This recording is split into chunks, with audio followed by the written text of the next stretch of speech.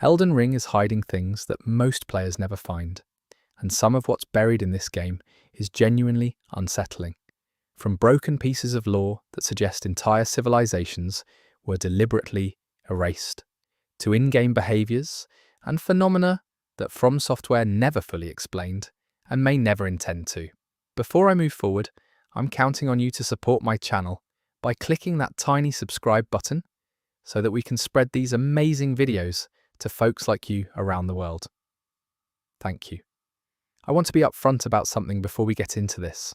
I've been sitting on a lot of this material for a long time, going through item descriptions, digging through NPC dialogue, watching hours of footage, and reading through the community research that's been building up since the game launched. What I tried to do with this video is pull together the things that feel genuinely strange. Not just hard, not just obscure, but actually anomalous. The things that don't fit neatly into the world's logic, even when you understand the world pretty well. One choice I made was to leave out the more commonly discussed mysteries. Things like the fate of Michaela that have been extensively covered elsewhere, and instead focus on the phenomena that slip under the radar even for dedicated players. Some of what's here is about enemy behaviour that appears to have no clean explanation. Some of it is about lore fragments that point toward events From Software may have intended but never fully implemented or finished. And some of it is about environmental details that suggest the lands between has a history far older and stranger than even the Erdtree mythology accounts for. I'll be presenting interpretations throughout this, not definitive answers. When lore points in a direction, I'll say so, but I'll try to be honest about where the evidence gets thin and where we're genuinely in guesswork territory. That said, I think you'll find that even the guesswork here is pretty compelling. Let's get into it. The lands between is not a natural world. That's the first thing to establish, because everything strange about this game becomes even stranger once you accept that the landscape itself is a kind of artifact. The Elden Ring, the concept of the Golden Order, the grace that guides Tarnished back to life, none of these things are organic developments. They were imposed on a world that existed before them, and the traces of what that world looked like before the Erdtree took hold are still there, scattered across the map in ways that are easy to overlook. One of the first things that catches your attention when you really start paying attention is how the geography of the lands between doesn't quite make sense geologically. The Altus Plateau, for example, sits at a dramatically elevated height compared to Limgrave and Liurnia. The cliff faces that border it are sheer and almost unnatural in their regularity. Item descriptions in the area suggest this elevation wasn't always the case, that the plateau was raised, or that the surrounding lowlands were depressed, and that this change happened in connection with the spreading of the Erdtree's roots. The roots go deep, deeper than any tree has any right to go, and the implication suggested across several item descriptions in Siofra River and Nokron is that the root network was doing something to the land, reshaping it at a geological scale. This matters because it means the world players are exploring is already a second draft. The landscape has been rewritten, and some of what's strange about enemy placement, about the behaviour of certain creatures, about the ruins that appear in places they have no business being, can be traced back to this underlying tension between what the Erdtree imposed and what was already there. Let's talk about the Erdtree itself for a moment, specifically about something that doesn't get discussed enough. The Erdtree cannot be burned, not by conventional fire.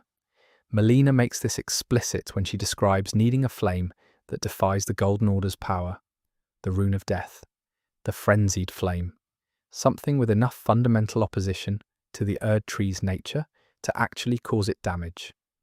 This makes sense narratively, but what's strange is the implication this carries for the world's history. If the Erdtree is resistant to conventional fire, then the charred ruins you find throughout the lands between tell a story that's a bit more complicated. There are structures in Caelid and in parts of the Altus Plateau that show signs of burning. Not the scarlet rot actual burning, and some item descriptions attached to objects found in these ruins suggest they predate the shattering. Some suggest they predate the age of the Erd Tree entirely. So something was burning things in the lands between before the Erd Tree's protection was fully established, or these fires came from a source powerful enough to ignore that protection. The Fell God is one candidate. The fire giant mythology describes a god of fire that the Greater Will apparently wanted eliminated, and the war against the fire giants reads like a deliberate erasure of a competing divine power. The last fire giant is kept alive at the Forge of the Giants, specifically because someone needed to be able to light the Erd Tree if things went wrong, which is either extremely pragmatic planning or a hint that the Erd Tree's creators knew it might eventually need to be destroyed. That ambiguity is doing a lot of work in the lore, but here's what's interesting about the fire giant's cage at the Forge of the Giants. The giant is bound, chained, kept alive for centuries, or possibly millennia. The chains are enormous, obviously divine in construction, clearly meant to be permanent, and yet the giant is not dead, not removed, just held. This is a pattern you see repeatedly in how the Golden Order deals with threats it can't fully eliminate. You don't destroy the thing. You contain it. You seal it.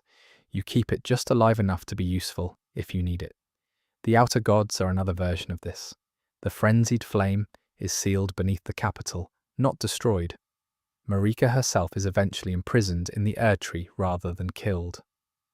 The Golden Order's relationship to its own contradictions is to lock them in a box and pretend they aren't there, and that choice is part of why everything eventually collapses. Now let's get into some of the stranger behavioural anomalies, because there are enemies and NPCs in this game that do things that have never been fully explained, and some of them are genuinely unsettling when you sit with them. The Crucible Knights are a good place to start. Most players encounter them as powerful early game bosses and later as enemies found throughout the world. They're associated with the Crucible, which is described as the primordial form of life, the original soup of existence from which all the varied forms of the lands between eventually differentiated. The Crucible Knights are living relics of this era. Their armour bears traits of ancient life, primitive aspects that predate the clean forms the Golden Order prefers. And this is all interesting lore, but the behavioural anomaly isn't about what they are. It's about what they do when they're not fighting you. If you watch a Crucible Knight that hasn't detected you, one that's simply patrolling or standing in place, there are moments where they stop and seem to be doing something that doesn't have a clean animation purpose. Not a patrol pause, not an idle. They appear to be performing something, a ritual possibly, or a repetitive behaviour that suggests some kind of internal state that the game doesn't make explicit.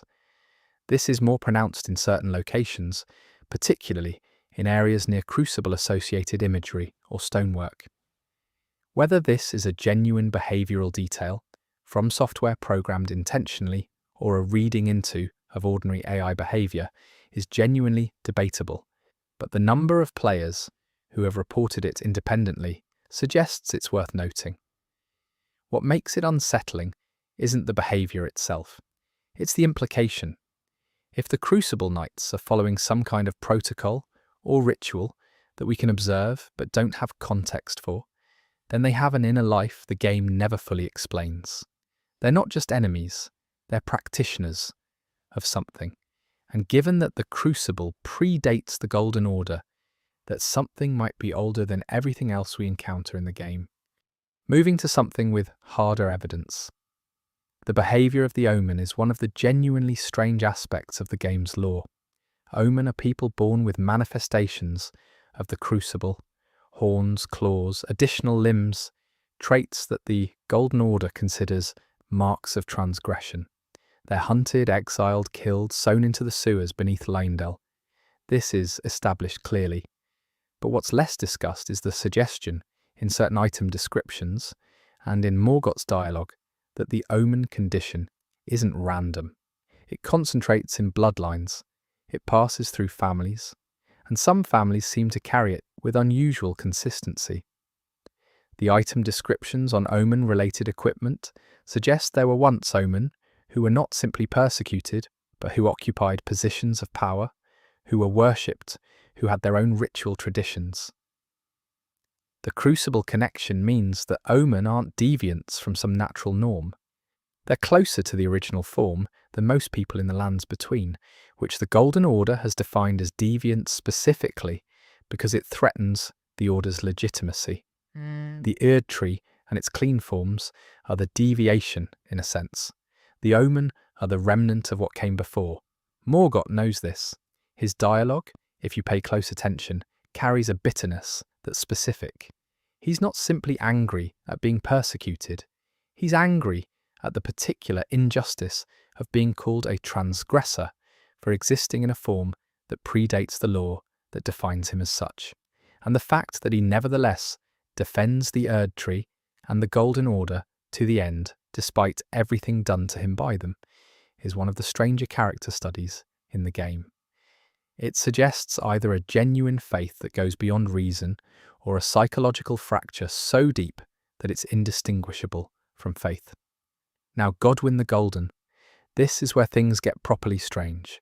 Godwyn's death is referred to as the first death, the death of the body without the death of the soul, and his physical remains spread beneath the lands between in a way that looks nothing like a corpse and everything like a geological event. The spreading of his dead flesh is visible in Nokron, in the roots of the Erdtree that have taken on corrupted qualities in certain areas, and in the deep underwater sections of the game where his body appears to have achieved a kind of terrible growth. The anomaly here isn't just the law of what happened, it's what his body is doing now. Godwyn is dead in the sense that his consciousness is gone. His soul was removed by the Black Knife assassination, but his body is still, in some sense, growing, reacting. The death root that spreads through the lands between is connected to him, and the creatures that consume Deathroot, the Tibia Mariners, the skeletal variants, the Elden Beast's connection to death as an outer god concept. All of these things suggest that Godwyn's body has become an ecosystem. Not alive in any meaningful sense, but not simply dead either. Something in between that the game's language doesn't have a clean word for.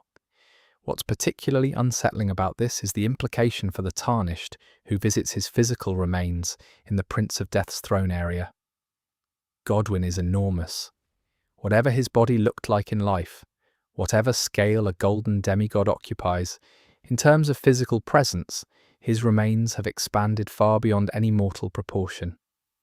The architecture around his body looks like it was built around him, in some cases looks like it grew from him. And the enemies in this area behave in ways that suggest they aren't simply occupying a space.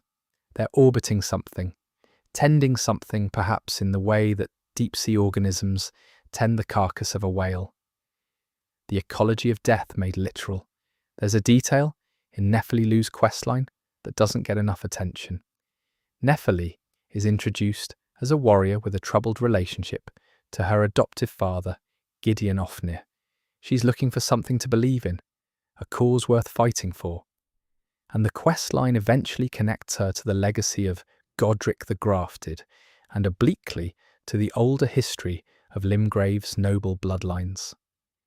The resolution of her questline involves her becoming a ruler, which is broadly positive, but the item you can give her, the Stormhawk King Ashes, connects to a history that the game only gestures at. The Stormhawk King is associated with a lineage of rulership that predates Godric's line, which was itself a reduced branch of the wider Tarnished royalty. The hawk imagery connects to specific pre-Golden Order symbolism, and Nephili's willingness to take up this legacy, which she does without fully understanding its history, points toward a recurring pattern in the game where people grasp at symbols of legitimacy that they don't fully understand because the original context has been erased. The Golden Order didn't just suppress competing powers, it suppressed the knowledge of those powers, so that even people sympathetic to alternatives to the Erdtree are working without the full picture. The erasure is so complete that even the resistance operates in the dark. Let me talk about something that the game's community has been quietly discussing for years, and that still doesn't have a clean explanation. The behaviour of the wandering nobles. These are the most basic humanoid enemies in the game, the ragged figures you encounter in the opening hours in Limgrave. They're described as tarnished, who lost their minds. Failed participants in the guidance of grace who broke under the pressure or the weight. And their behaviour is mostly what you'd expect from deranged, desperate people. Erratic movement, aggression, pathetic combat ability. But there are specific wandering nobles, in specific locations, who are doing things that don't fit the derangement model. There are groups of them that appear to be performing rituals, sitting in circles, gathered around objects, sometimes objects that look like makeshift altars or offerings. The most striking example is in certain cave areas in Limgrave and in the coastal cliffs where groups of wandering nobles can be found, arranged in patterns that look deliberate. Not random wandering, specific positioning relative to specific objects or architectural features. What are they doing? The game never says. One possible reading is that even in their madness, some echo of the grace they followed has led them to approximate the forms of worship without the content. A kind of religious behaviour, stripped of theology. Another reading is that some of them aren't fully lost, that there's enough coherent intention remaining to engage in communal ritual, and that what we're seeing is a desperate attempt to recreate the social structures of whatever lives they had before. Either reading is strange. Either reading suggests the Tarnished's relationship to the lands between is more complicated than simple resurrection and failure. The third reading, and the one I find most interesting, is that they've found something. That whatever they're gathered around or pointed at represents some genuine power or resonance that their broken minds are responding to without being able to articulate it. Because the lands between is full of buried power. Ley lines, if you want to use that framework. Places where old energies concentrate, where the pre-Golden Order world is still active beneath the surface. And if the wandering nobles are sensitive to grace, which they clearly are, then it's possible their derangement has made them sensitive to other things as well. Things that the sane and purposeful Tarnished is too focused to notice. The Erdtree avatars deserve a closer look. These enormous figures appear at minor Erdtrees throughout the lands between, serving as guardians. They're made from the same golden material as the Erdtree itself, vast and slow and enormously powerful. And they're described in various item descriptions as extensions of the Erdtree's will, physical manifestations of its desire to maintain the Golden Order. The anomaly is in what they do when undisturbed. In specific locations, if you observe an Erdtree avatar that hasn't detected you at the right distance, you can see that they are not simply standing there. They move in patterns, slow, enormous movements that look less like an entity waiting to fight and more like an entity engaged in something else entirely. The avatar near the Erdtree northeast of Limgrave, for example, follows a route that takes it past the minor Erdtree repeatedly, in what appears to be a circumambulation, a ritual circuit of the sacred object it's meant to protect. This might seem like a small thing, but consider what it implies about the Erdtree avatars' inner lives. If they are simple constructs, animated by the Erdtree's will, then their behaviour should be purely reactive. Defend, attack, return to position. A ritualistic circuit of their charge suggests something more. It suggests either that they have been programmed with a religious behaviour they enact continuously, which means the Erdtree has religious behaviour to program, or that they've developed it independently, which means they have some capacity for inner life that goes beyond their function. Given that the Erdtree itself is described as a living entity with will and desire, the second option doesn't seem impossible. And if the Erdtree's physical extensions are capable of developing ritualistic behaviour, then the Erdtree as an entity is doing more than simply existing and filtering the souls of the dead. It's actively worshipping something, or worshipping itself, or engaged in a continuous process of meaning-making that we only see tiny fragments of. Now I want to get into some of the environmental anomalies, because some of the strangest things in this game are in the landscape itself. The underground areas in Elden Ring are a subject of endless fascination for lore researchers, and for good reason. Siofra River, Aintzil River, Nokron, Nokstella, the Deep-Root Depths, these are not simply underground zones. They represent a completely different layer of history beneath the lands between. A layer that was active before the Golden Order and that has been running in parallel ever since. The civilizations down there are not the Golden Order's civilizations.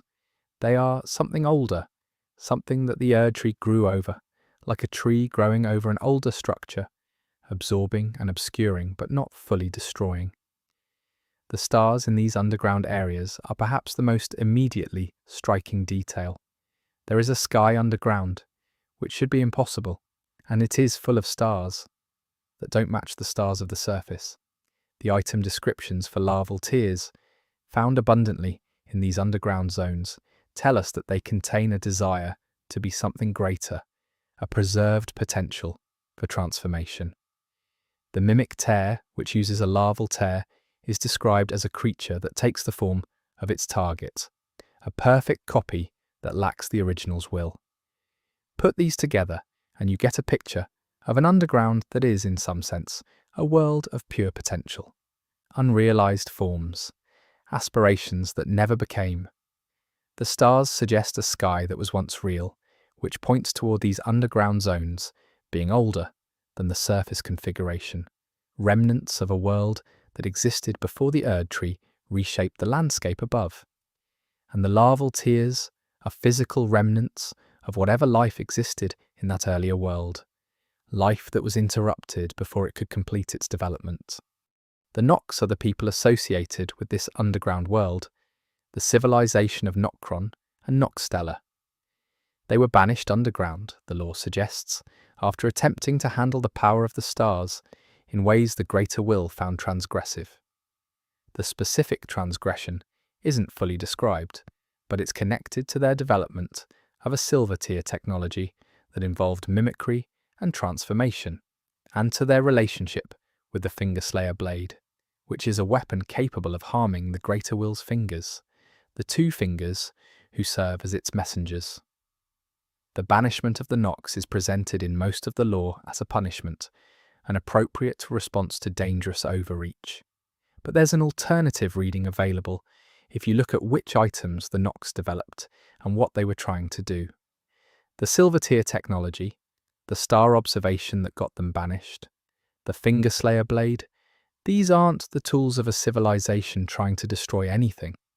They look more like the tools of a civilization trying to achieve independence from divine oversight. The Nox may not have been punished for transgression in the ethical sense.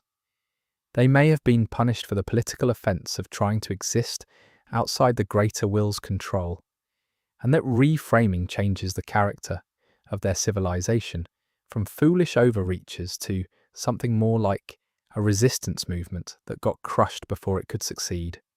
Their descendants are still underground. The silver tears are still there, the silver pools, the enemies that emerge from them, the mimicry behaviour. All of this is a civilization that has degenerated far from what it was, but hasn't fully disappeared. The Nox put something in motion that is still running, quietly, in the dark beneath the Erdtree's roots. The behaviour of the silver tears themselves is worth examining carefully. When you encounter them in Nokron, they behave in ways that are somewhat unlike any other enemy in the game. Their mimicry of the player character, their ability to transform into copies, this is visually remarkable. But what's more interesting is the behaviour of the silver pools from which they emerge. There are pools in Nokron that don't produce enemies, they simply exist, and the liquid in them moves in ways that don't quite match the ambient physics of the area. Small currents and circulations that suggest some internal process. Whether this is intended to convey that the silver liquid is alive in some diffuse, non-individual sense, or whether it's simply ambient animation that got applied broadly, is unclear. But the implication of silver liquid that moves with apparent intentionality without producing a discrete creature is genuinely unsettling if you sit with it. It suggests that the silver tear phenomenon is less about individual organisms and more about a substance that has the capacity for life and is continuously on the verge of expressing it. Let me move to something that takes place on the surface but connects to this underground history. The presence of Erdtree roots is everywhere in the lands between, obviously, but the specific behaviour of roots in certain areas is unusual. In the deep root depths where Godwyn's body has spread, the roots take on a quality that's different from the golden, vital appearance of healthy Erdtree roots.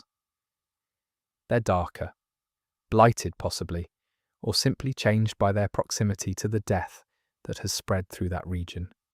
And the creatures that nest in them, the ones that seem to treat the roots as both architecture and ecology, suggest that the root system has developed a relationship with non-Erdtree life that the Erdtree's surface expression doesn't show. The crucible-adjacent creatures are particularly notable here.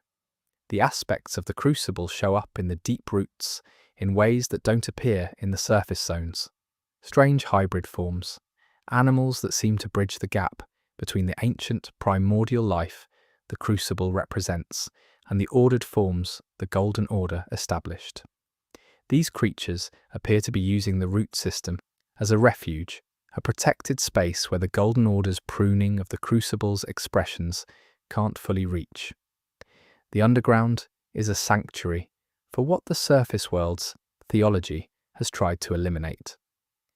There's an anomaly in the behaviour of the Erdtree's light underground that I want to flag because I've never seen it fully explained. In Ainsel River, there are places where the golden light that functions as a sort of ambient emanation of the Erdtree above is present, but behaves strangely. It pools in low areas.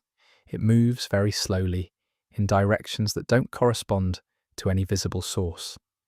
If you spend time in Ainsel River watching the light rather than fighting enemies, you can see it doing things that feel less like the behaviour of a passive illumination and more like the behaviour of a substance with some directionality, moving towards something, accumulating somewhere. The most concentrated version of this is in the area near the Ule Palace ruins in Ainsel. There's a section of the ruins where the golden light is substantially more dense than the surrounding area, and where the movement of the light appears, over time, to be converging. There's nothing visible at the point of convergence that would explain this. No item pickup, no hidden chest, no enemy, just the convergence itself. What this points toward, if it points toward anything deliberate, is the possibility that the Erdtree's light has a kind of gravitational relationship with certain underground spaces, that the roots and the light together form a system that's doing something in the underground that isn't just illumination, perhaps a continuous process of assessment, searching for something or reacting to something that we can observe but don't have the context to understand. Now let's talk about Malenia, not about her famous difficulty, not about her role in the shattering, but about the specific anomalies in her lore and in her physical state that suggest her situation is considerably stranger than the game makes immediately obvious. Malenia is infected with the scarlet rot. This is presented as a consequence of her nature. She carries the rot's essence as a Empyrean, a potential vessel for an outer god. But the specific way the scarlet rot manifests in her is different from how it manifests in Caelid, and this difference is worth examining. Caelid's rot is ecological. It spreads, it converts the landscape, it infects creatures and changes them into rot-aligned forms. It is expansive and indiscriminate. Malenia's rot is different. It blooms. It expresses in specific, beautiful, devastating bursts rather than a constant slow spread. And crucially, the rot around her in Haligtree is contained. Not eliminated, but contained. The haligtree itself appears to be in a slow struggle with the rot, partially resisting it, partially being consumed. What's strange here is the implication for the relationship between Malenia and the rot. Other Empyreans serve as vessels for outer gods without the outer gods' influence being held to a near standstill in this way. The omen twin Moog channels the formless mother's blood more or less completely. The relationship between Rani and the greater will is a deliberate severing, but before that severing, it was apparently a normal vessel relationship. Malenia appears to be in an ongoing negotiation with the rot god that she is both losing and, in some sense, winning. She contains the rot shapes her, but neither has fully consumed the other. Her famous move, the scarlet bloom, the flowering of rot that happens when she dies and respawns, suggests that at the moment of near death, the rot achieves a temporary dominance that it then loses again as she recovers. She is not simply infected, she is a battleground, and the fact that she has maintained this internal stalemate for what appears to be decades, possibly longer, without the rot either consuming her or being expelled, points toward Malenia having a will or a constitutional resistance that is genuinely extraordinary even among demigods. The anomaly in her lore is in what the bloom does to the haligtree. After the events we can reconstruct from the lore, after her battle with Radan that devastated both Caelid and the Great Jar region, after her retreat to the haligtree, she bloomed at least once in the enclosed environment of the haligtree itself. And that bloom is what has created the partially rotted state of the haligtree that we explore, which means Malenia, in trying to protect herself, or in being pushed by the rot to its temporary dominance, infected and partially destroyed her own sanctuary.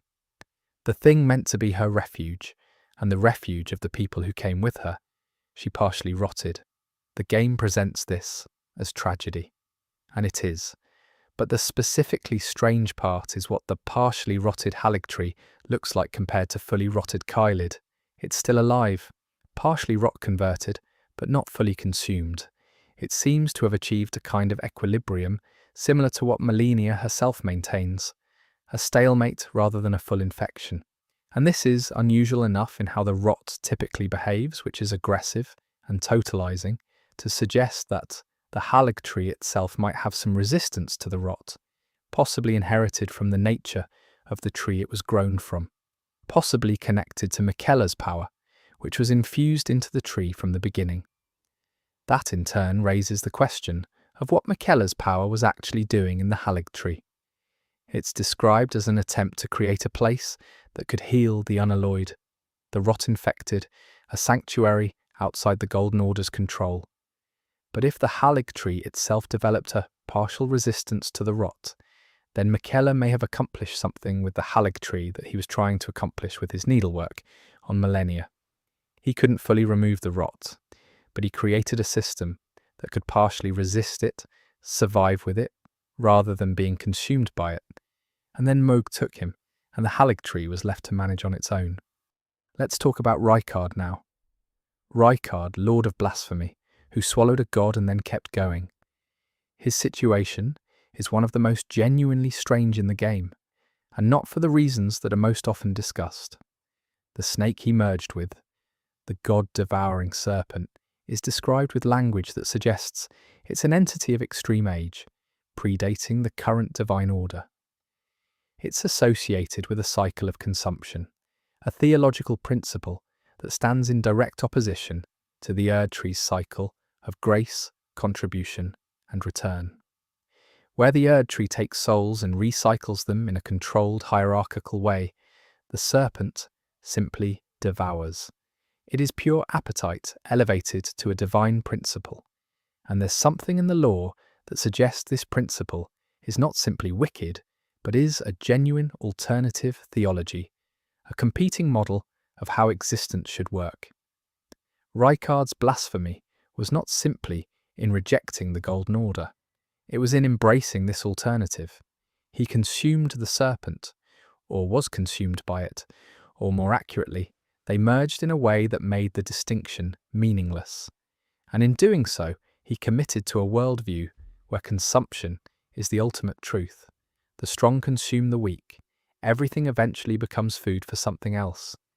The Erd tree's promise of meaningful death, of souls returned to the great cycle and reborn with purpose, is a comfortable lie told to keep people cooperative. The serpent's truth is that there is only eating. What's unsettling about this is how internally consistent it is.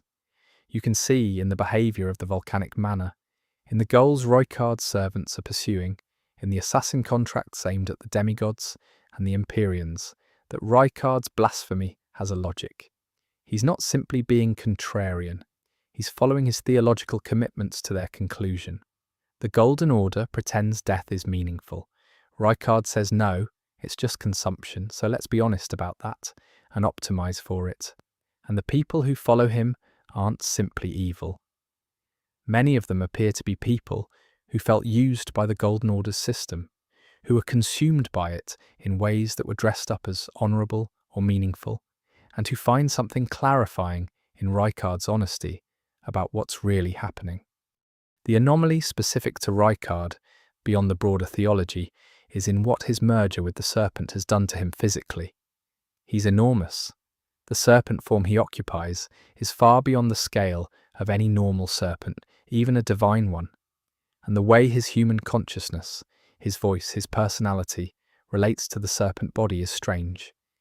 He speaks as himself, as Roykard, with all of Roykard's specific attitudes and history, but from within a body that has grown far beyond what any human-serpent merger should produce. The implication is that the god-devouring serpent wasn't simply a large snake that Roykard consumed or was consumed by. The serpent is, itself, a growing thing, a consuming principle that gets bigger the more it takes in. And Roykard, by merging with it, has given it a consciousness and a direction it didn't have before, while the serpent has given Roykard a capacity for growth and consumption that he didn't have before. So the entity in the volcano isn't Roykard who became a snake, or a snake that ate Roykard. It's a new thing, something that didn't exist before their merger, and that has been growing larger with every additional consumption, every additional follower fed to it, every additional sacrifice the manor produces. And the ending of his boss fight, the destruction of his head, raises the question of whether you've actually killed him or simply destroyed the part of the entity that was still Roykard. The serpent, the pure consuming principle, might persist beneath, deeper in the volcano, getting larger, waiting. The crucible appears again here in a way that's worth flagging. The god-devouring serpent has physical characteristics that suggest a connection to the primordial forms of the crucible. Not crucible in the specific sense of the early life diversity the Golden Order suppressed, but crucible in the deeper sense of the raw substrate of existence before form differentiated. If the crucible represents a state of pure potential, the god-devouring serpent might represent a return to that state through consumption. Everything that is consumed becomes undifferentiated again, eaten back to the primordial. There's a theology there that is deeply uncomfortable to think about clearly, and I suspect that discomfort is entirely intentional. Let me shift to something that's more of a pure behavioural anomaly and less of a lore deep dive. The way Morgott, Omen of Grace, uses his grace-based powers is interesting from a purely mechanical perspective, but the lore implications are stranger. Morgott is an omen. Omens are defined within the Golden Order's theology as transgressive, marked by the crucible, carrying manifestations of ancient life that the Order has declared deviant. And yet Morgott uses Golden Order incantations. His moveset is full of golden light, the aesthetic language of grace and the Erd tree. He fights with the aesthetic toolkit of the very system that has persecuted his kind for his entire existence.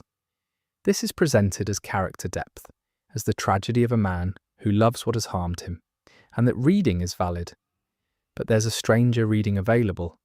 What if Morgott's use of Golden Order power isn't purely ideological? What if it reflects something about how grace actually works in relation to the omen condition? the omen bear marks of the Crucible, which predates the Golden Order. If grace is a power of the greater will, and the greater will's system was imposed on the Crucible life world, then the relationship between grace and Crucible-marked individuals might not be the clean rejection the Golden Order's theology suggests. Morgott might use Golden Order power because he can, because whatever the omen condition represents in terms of connection to the primordial world makes him capable of channeling forces the Golden Order would prefer he couldn't access. That reframing makes Morgott not simply a loyal victim of a system that despises him, but also a living refutation of that system's internal logic. The Golden Order says the omen are transgressive, marked by the wrong kind of life. Morgott's effortless command of grace suggests the Golden Order's categories are incomplete at best and dishonest at worst. He shouldn't be able to do what he does by the Order's own reckoning. The fact that he can and that he uses it in service of the Order anyway is either profoundly tragic or profoundly ironic, possibly both. The Dragon Communion law is another area full of anomalies. The dragons are one of the oldest forms of life in the lands between, predating the Eerie tree, predating the Greater Will's influence, connected to a cosmology centered on the arch-dragon of the storm, and a divine power that operated on completely different principles from either the Greater Will or the outer gods as we encounter them. The Dragon Communion, the practice of consuming dragon hearts to gain their power, is treated as a kind of taboo magic, powerful but transgressive, associated with figures like Smarug and with the Dragon Communion Church in the coastal area. But here's what's strange about the Dragon Communion as a practice. It works, not in the way that Golden Order incantations work, where the power is derived from a connection to the Eerie tree and its system. Dragon Communion incantations work by literally channeling something of the dragon whose heart was consumed. The practitioner isn't simply using a spell, they're expressing a piece of consumed life. And the dragons themselves, the ones who participate in this, who allow their hearts to be used in this way, appear to do so willingly in at least some cases. Why would a dragon agree to have its heart consumed and its power distributed to humans? One reading is that it doesn't, that Dragon Communion is purely predatory and the dragons don't choose it. But the worm's blade description and certain dragon-related items suggest a ritual context, a formal exchange with rules and traditions rather than simple predation, which implies the dragons see something in this arrangement. What would dragons get from having their power spread through human practitioners? The answer might be a form of persistence, a continuation beyond the death of the individual dragon, in the same way that the Eerie tree offers persistence to human souls within its system. The dragons might have developed their own answer to mortality, and it involves distribution rather than containment. Their power spreads through those who consume their hearts, and through those practitioners, the dragons continue to exist in fragments, dispersed but not extinguished. If that reading is right, then Dragon Communion isn't transgressive in the direction the Golden Order implies. It's not humans taking something they shouldn't have. It's a genuine theological alternative to the Golden Order's system, one the dragons developed on their own terms. And the Golden Order's opposition to it is less about the ethics of consumption and more about competition. The Eerie tree offers one model of persistence after death. The dragons offer another. The Golden Order can't tolerate competition. There is a strange location in Elden Ring that I want to spend some time on because I think it's one of the most genuinely unsettling and least discussed areas in the game.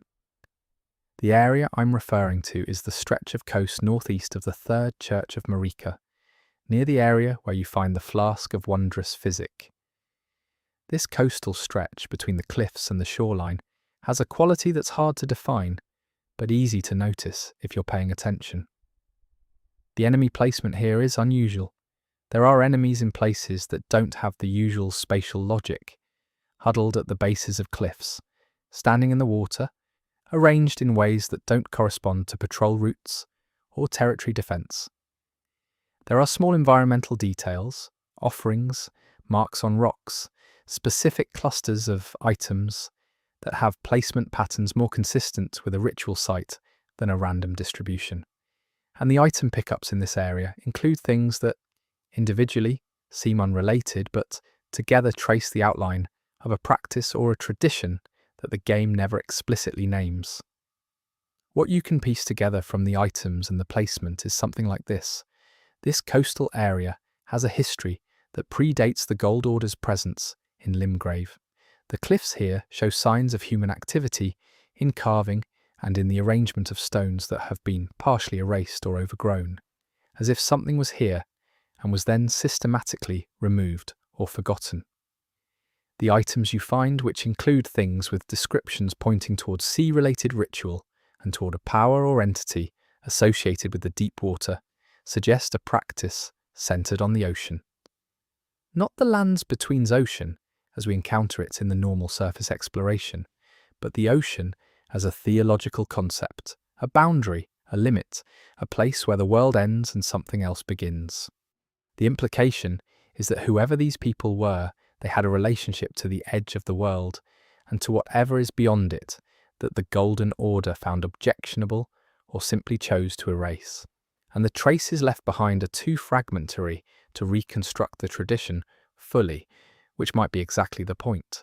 The Golden Order's erasures are thorough, but never total. The edges of what was removed are always slightly visible, and in this case the edge is a stretch of coast with suspicious item placement and enemy behaviour that doesn't quite fit the surrounding area's logic. Dragon Barrow, the northern part of Caelid, deserves its own discussion as an anomaly. The visual language of Dragon Barrow is different from the rest of Caelid in ways that go beyond simple design variation. The rot in Dragon Barrow is present but subordinate to something else. The dominant aesthetic here is storm, lightning, the ancient archdragon traditions, and the specific dragon that presides over Dragon Barrow, the Farum Azula dragon that appears on the lift approach, and the behemoth dragon Grail on the bridge are connected to the old storm mythology rather than to the rot. What this suggests is that Dragon Barrow has been a dragon-controlled territory for a very long time, long enough that the rot spread into this area has been partially resisted or simply hasn't fully taken hold here, despite being adjacent to the most heavily rotted areas of Caelid.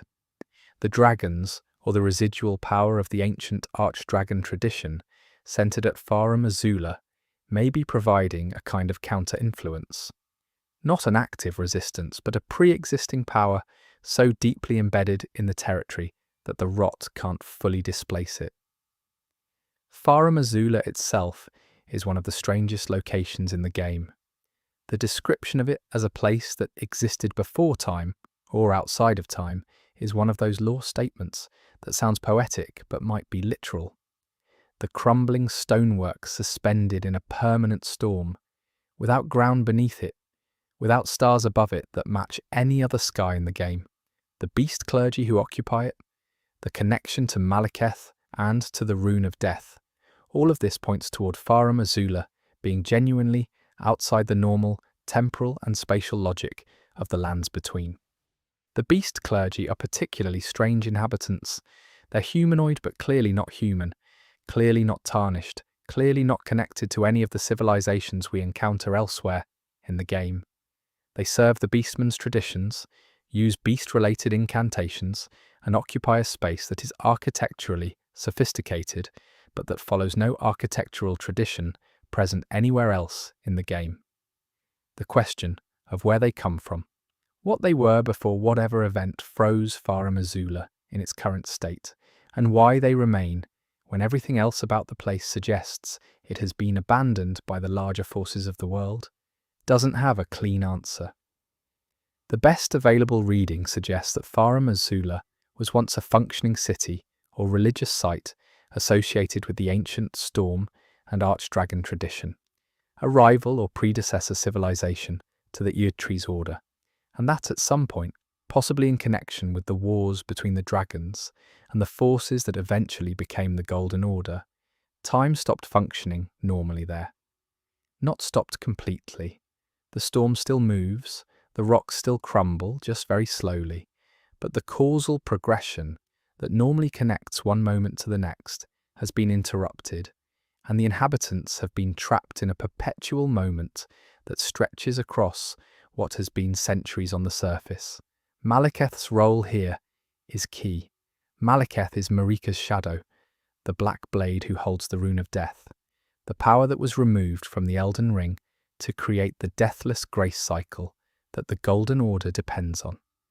His presence at Farum Azula suggests that the rune of death was not simply stored somewhere safe. It was stored in a place where time doesn't work normally, presumably so that it couldn't be accessed, couldn't be used, couldn't be reintegrated into the Elden Ring by anyone with sufficient power and intention. Farum Azula is a temporal prison, and the beast clergy are, presumably, there to guard what's imprisoned. But here's the strange part. Malekith is beatable.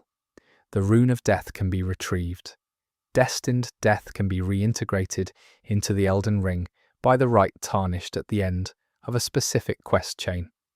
The prison, apparently, is not designed to be completely impenetrable.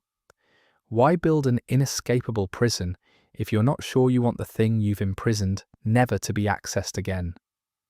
One possible reading is that Marika built Farum Azula as a temporal lock that she herself could break if she chose to, keeping the option open, and that the right Tarnished accessing it is a possibility she either anticipated or secretly desired. Which connects to the broader reading of Marika as someone who architected her own imprisonment, and the shattering as a way to force a renegotiation of the terms of the Golden Order. Let me talk about something that's specifically behavioural rather than lore-based, because there are enemy behaviours in Elden Ring that are simply unexplained, and that remain unexplained even after deep research. The lobster claw creatures in Limgrave, which the game calls demi-humans, are not the anomaly I'm referring to. The anomaly is with a specific variant of humanoid enemy that appears in certain castle areas and has a behaviour pattern that doesn't match any other enemy in the game.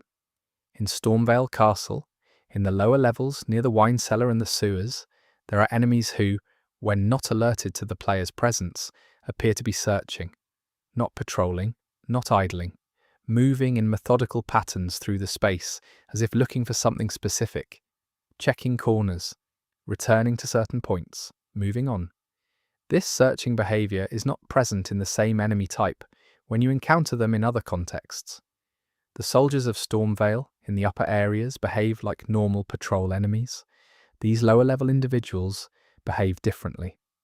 Whether this is a scripted behaviour that From Software programmed as an environmental storytelling detail, suggesting these particular enemies are actually searching for something, or whether it's an artifact of the AI's pathfinding interacting with the complex geometry of the lower castle in a way that produces searching-like behaviour as an emergent property, is genuinely unclear. But the detail that makes it more interesting than a simple pathfinding artifact is this. The area these particular enemies search most intensively contains the entrance to a pit that leads to a lower area not typically accessed in the main path through Stormvale. There's a body at the bottom of this pit. The body has an item. The item's description is brief, but contains language suggesting a connection to someone who was looking for something in the castle before the player arrived. The enemy behaviour, if deliberate, might be depicting something that happened before the current state of the castle, a search that was interrupted, or a search that's been ongoing without conclusion.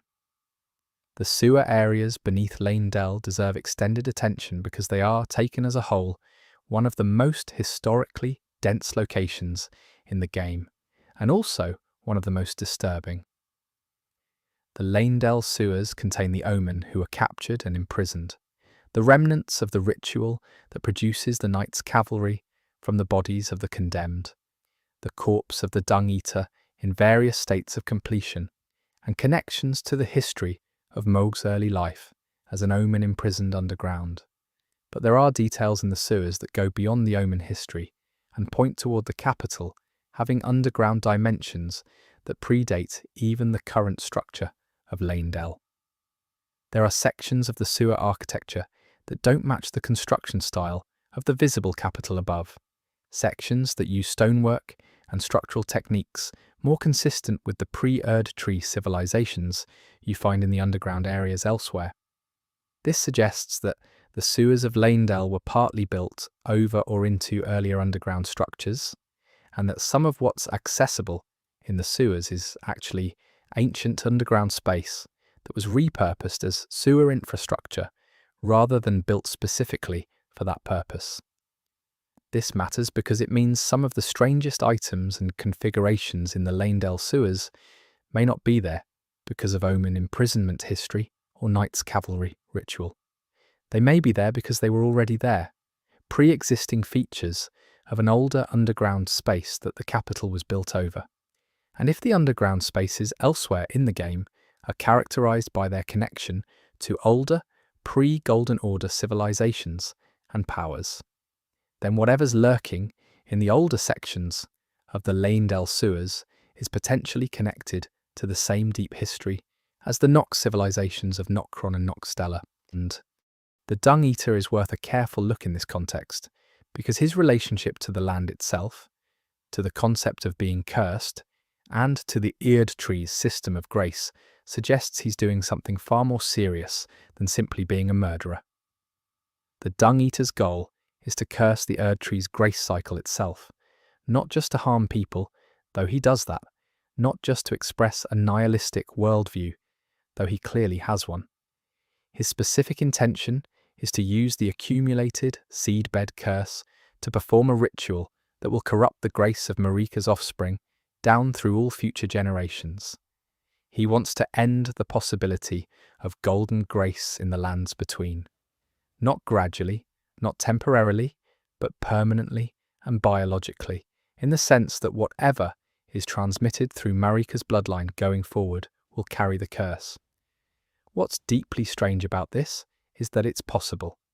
He can do it. The game presents this as a genuine potential ending, one of the endings available to the player, which means the Erd Tree system, the system that has been presented throughout the game as monolithic, divinely supported, essentially indestructible from within, is vulnerable to a specific kind of ritual contamination that one very motivated individual with access to seedbed curses can perform.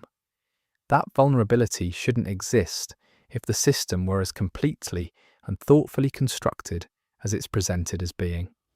The fact that it does exist suggests either that whoever constructed the Golden Order system was not infallible and missed this vector of attack, or that they knew about it and considered it acceptable because the conditions for triggering it are sufficiently extreme, or, most strangely, that the vulnerability was deliberate. A safety valve. A designed-in path to system failure for a system that its architect already knew was flawed and might eventually need to be ended.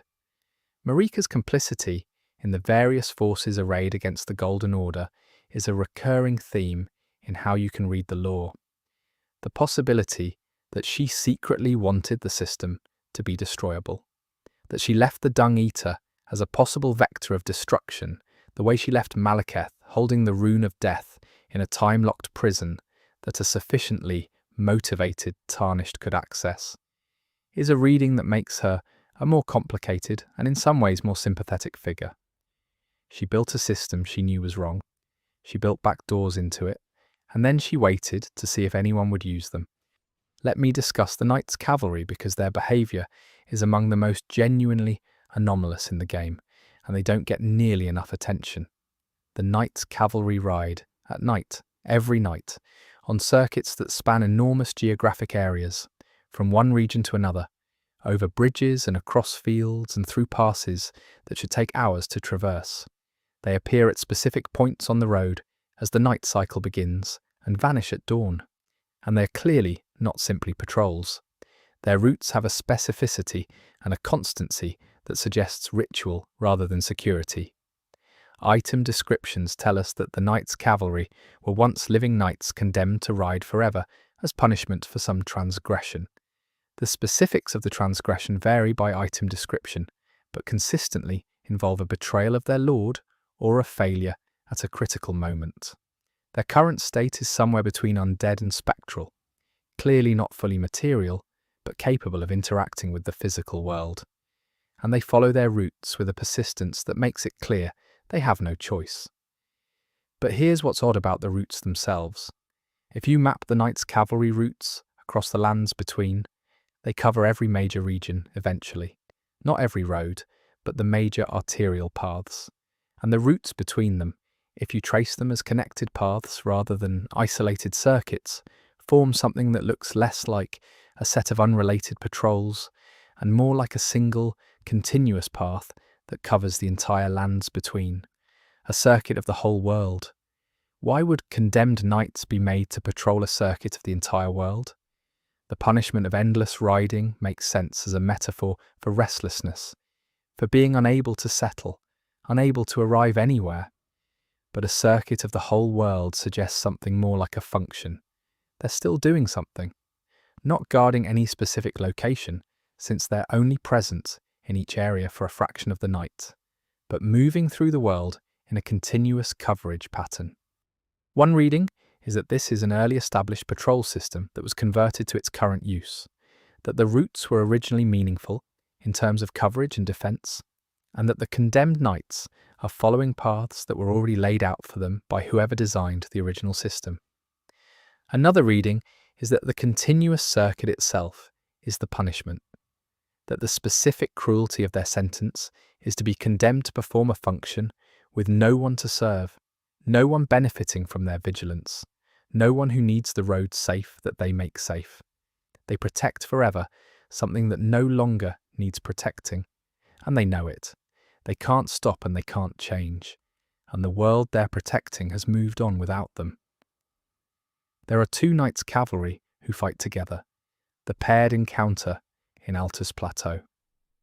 This pairing is unusual and might represent knights who transgressed together or who were companions punished in concert, and their combined patrol behaviour suggests a level of coordination that implies some residual relationship.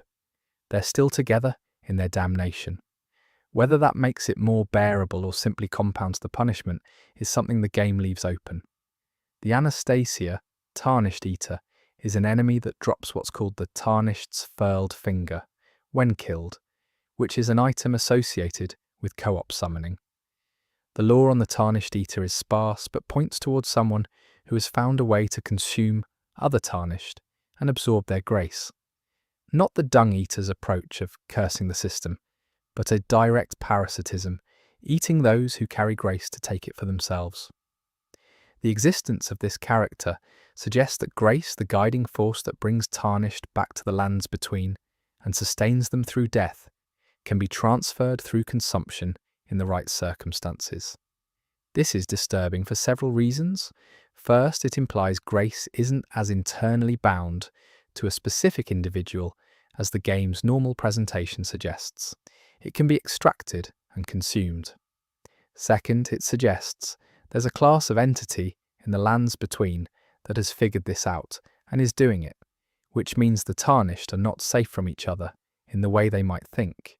Third, and most strangely, it raises the question of what happens to the consuming Tarnished. If you eat enough grace, if you accumulate enough of it, what do you become?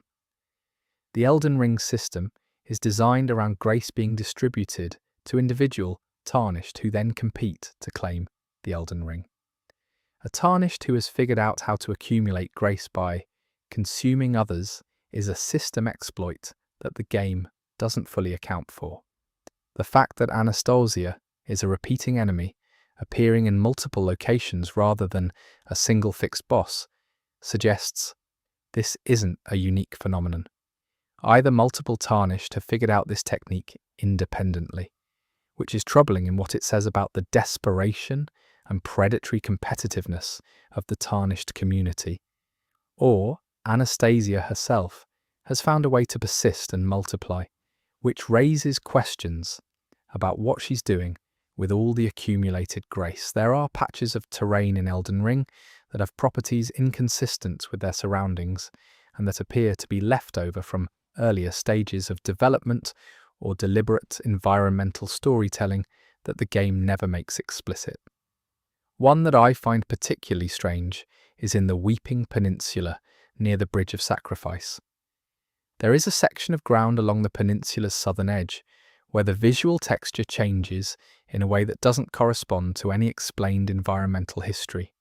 The ground looks older, differently composed, as if it's from a different era of the world's construction.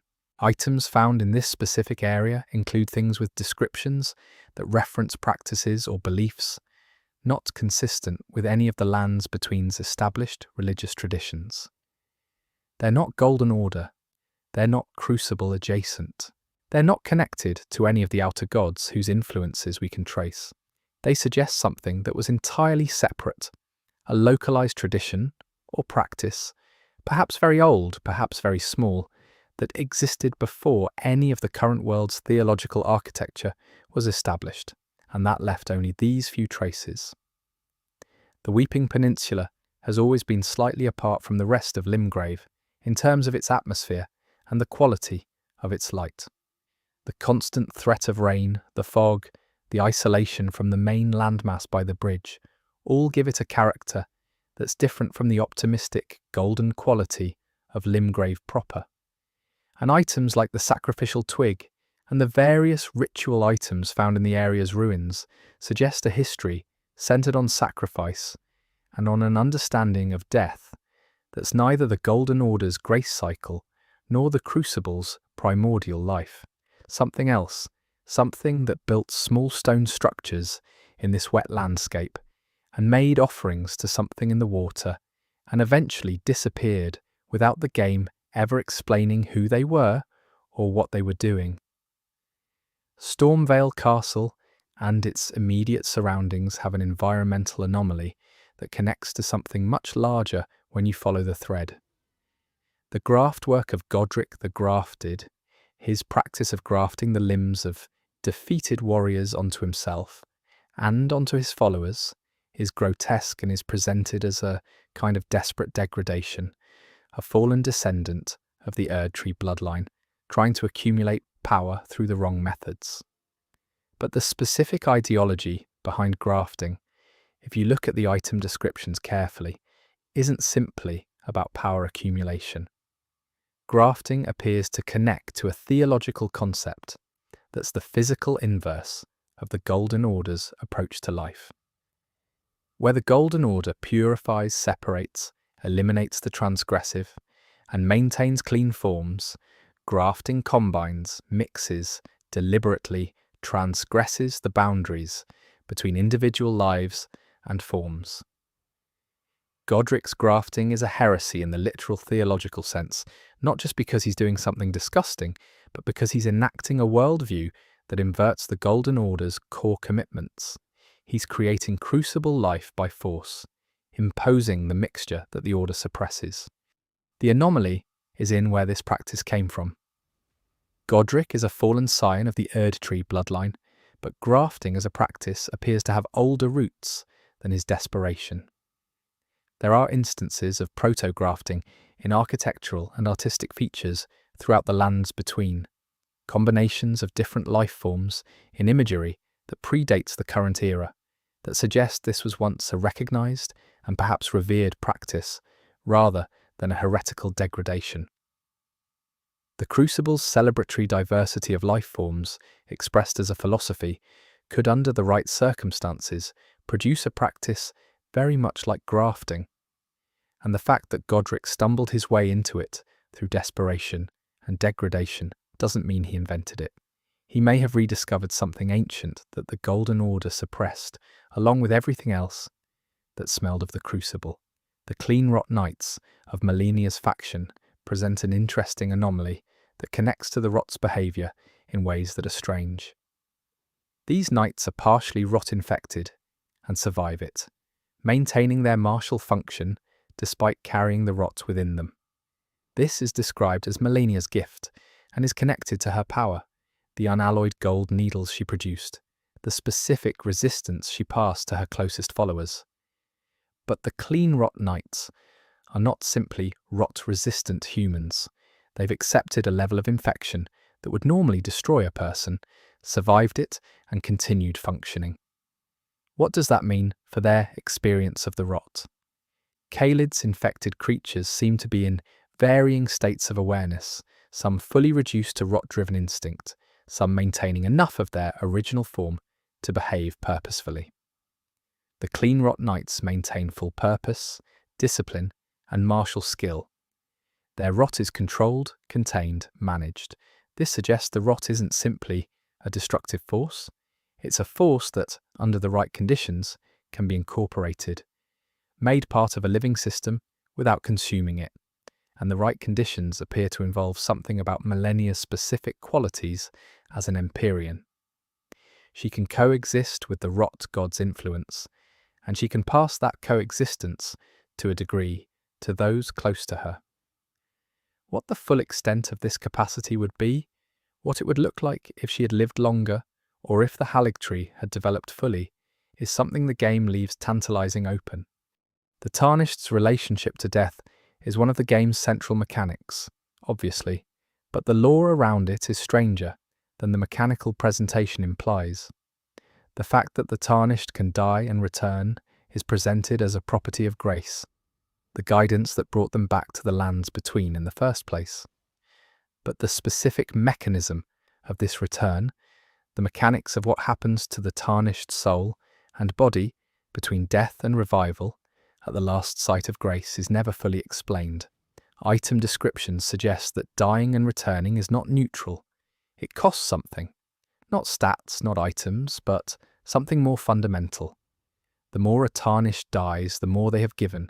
The closer they approach a state the game calls becoming a hollow, losing the self that distinguishes them from the wandering nobles who have already lost theirs.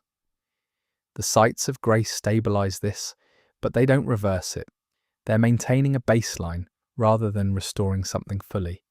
If this is right, then the Tarnished is on a clock that the mechanical presentation deliberately obscures. Every death is a small degradation. The sights of grace are buying time, and the imperative to claim the Elden Ring and become Elden Lord isn't just a cosmic goal for its own sake, it's a deadline. The Tarnished who doesn't succeed eventually won't be capable of succeeding, because they'll have died enough times to lose the self that could make the choices required. This makes the wandering nobles not just pathetic failed Tarnished, but cautionary examples of what every player character is trending toward. The difference between a wandering noble and a Tarnished is the number of times they've died and the quality of the grace that's been maintaining them. The player character is a version of the wandering noble who hasn't fully lost it yet, and the sights of grace are the only things slowing the slide. Radahn's state in Kalid introduces one of the more quietly disturbing ecological situations in the game.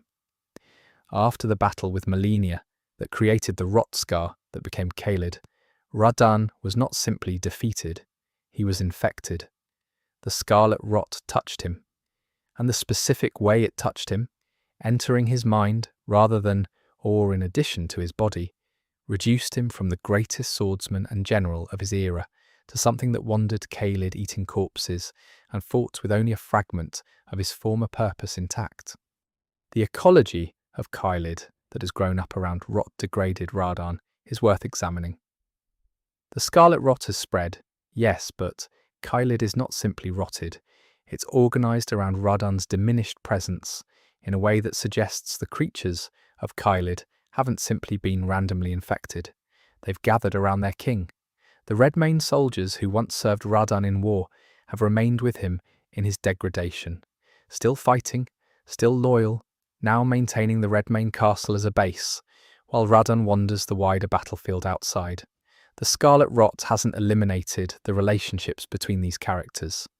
It's changed the nature of those relationships from purposeful military organisation to a kind of vigil, a keeping of company with someone who can no longer recognise that company is being kept.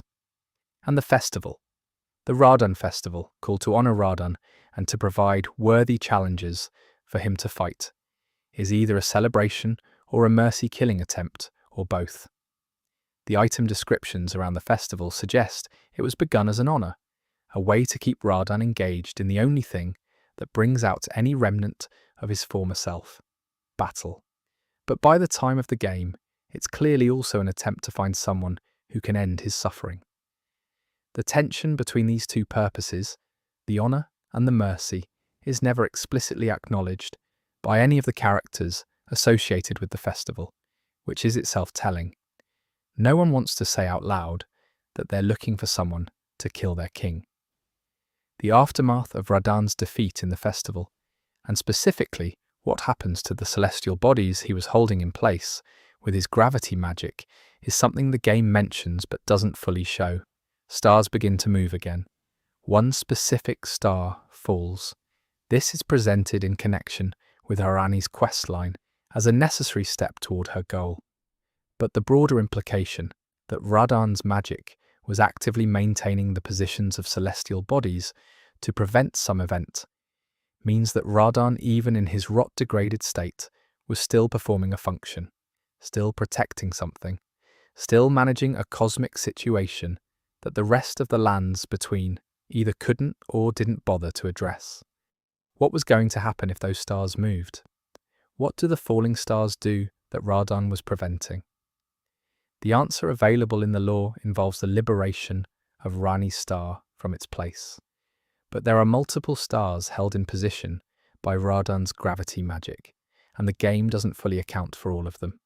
Only one star falls in connection with Rani's questline. The others presumably began moving again too. Where did they go? What did they do? The game doesn't say, and the scale of the question is genuinely unsettling. The continued maintenance of the lands between celestial arrangement was a side effect of one degraded demigod's continuous effort, and that maintenance ended with his death. What comes next from those newly moving stars is a question the game doesn't answer. The smithing stones and somber smithing stones deserve mention as a strange aspect of the game's material culture. They're presented mechanically as upgrade materials, but lore-wise they are fragments of geological formations created by divine forces, remnants of the same processes that shape the lands between supernatural geography. The specific locations where they're found in highest concentrations are usually near zones of intense historical activity, battles, divine interventions, the passages of outer god influence. They're residue, essentially, the physical evidence that something powerful happened here. Bell bearings associated with smithing stones allow them to be purchased from the twin maiden husks at the Round Table Hold. The twin maiden husks are themselves an anomaly worth briefly noting. They're two figures, apparently merged into a single seated form, who receive the bell bearings of dead NPC merchants and allow their inventory to continue being purchased. The specific lore around who or what the twin maiden husks are, what their relationship to the Erdtree system is, and why they take this specific function in the Round Table Hold is never fully explained. They appear to be a continuation of the two fingers motif, twin forms serving a mediating function, but whether they're connected to the greater will's apparatus or to something else entirely is one of the open questions in the game's lore.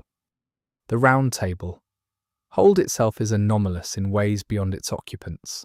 It exists outside of the normal lands, between geography, apparently located somewhere else, accessed through the guidance of grace in a way that bypasses the normal rules of travel, and the specific space it occupies, described as a place for Tarnished to gather, has no obvious physical location. It's not underground in the way the Nox civilizations are underground. It's not above the lands between in any way that corresponds to the areas we can reach normally. It simply exists adjacent, connected by grace but not by geography. The implications of this for what the Round Table Hold actually is vary depending on how literally you want to take the spatial anomaly.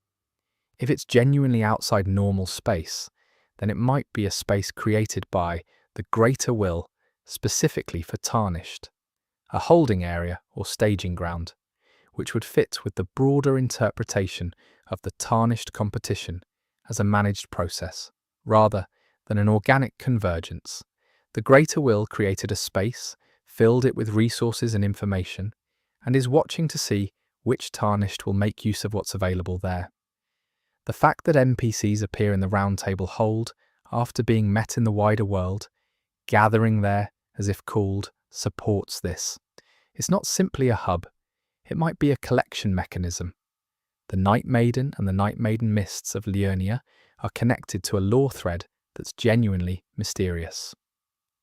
The Night Maiden is associated with a tradition of ritual weaving, with the production of cloth that has magical properties, with a connection to the stars, and specifically to the Carian royals' star-reading tradition. But the Night Maidens in the game aren't associated with the Carian royals. They're found in specific locations that suggest an older practice, and their items point toward a tradition of weaving that predates the Carian Academy. The thread that connects Night Maiden tradition to the broader cosmology involves the stars. Liurnia is heavily associated with celestial observation and with magic derived from the stars rather than from the Erd tree. The Carian Academy developed this tradition into a formal magical practice, but the Night Maiden weaving tradition appears to be an older expression of the same fundamental orientation, a way of engaging with stellar power that doesn't involve academic study, but rather a craft-based, embodied practice. The weaving doesn't describe the stars, it enacts them. The cloth produced isn't simply decorated with star imagery, it contains some functional quality derived from stellar alignment. What this tradition was fully capable of, what the Night Maidens were making before the Carian tradition formalized, and, by the evidence of the Night Maiden's current state in the game, displaced or destroyed the older practice, is one of the many things the game implies without completing. There are textile items with descriptions that point toward capabilities, methods of star alignment manipulation, forms of divination or communication at distance that the Carian Academy's magic system doesn't include. Whatever was lost when the Night Maiden weaving tradition was absorbed or displaced might represent a genuinely different approach to stellar magic that would have produced different capabilities than what the Carian system eventually developed. The invisible scarabs deserve discussion as a behavioural anomaly.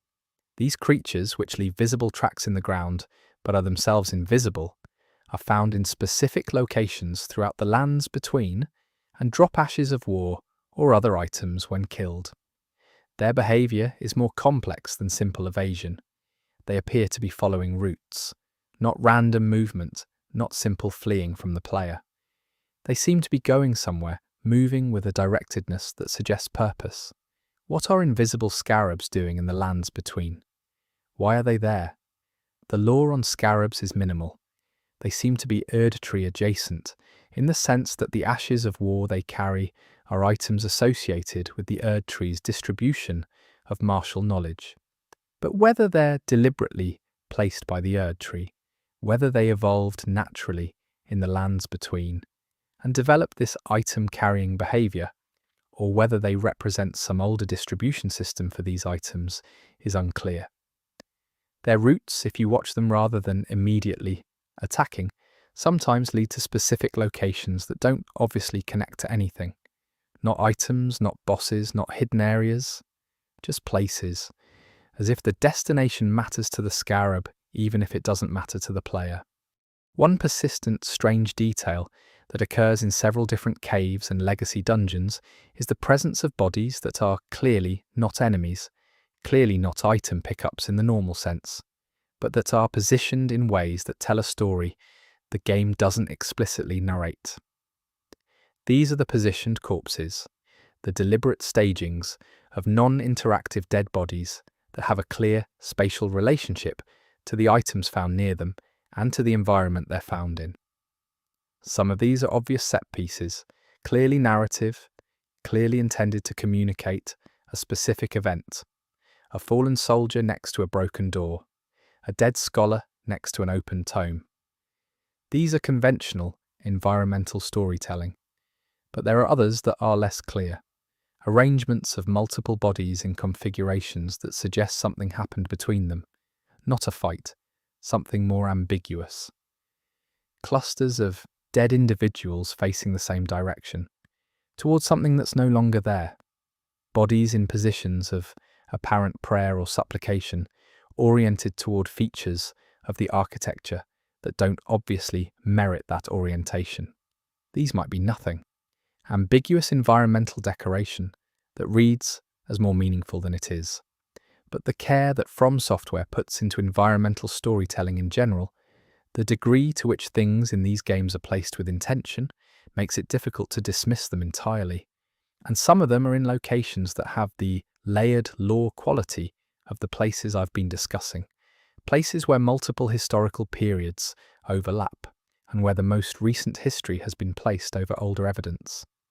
In those cases, the arranged bodies might represent the most recent layer, an event that happened after the player last had reliable context for the space, and the arrangement is the only record of what happened. Godfroy the Grafted is a strange one. He's a boss in the Altus Plateau, inside the Golden Lineage Evergale, and he's a direct reskin of Godric. Same boss, different name. The lore on him is minimal, suggesting he was imprisoned for grafting practices that the Golden Order found transgressive, a tarnished version of Godric's specific heresy. But here's what's odd.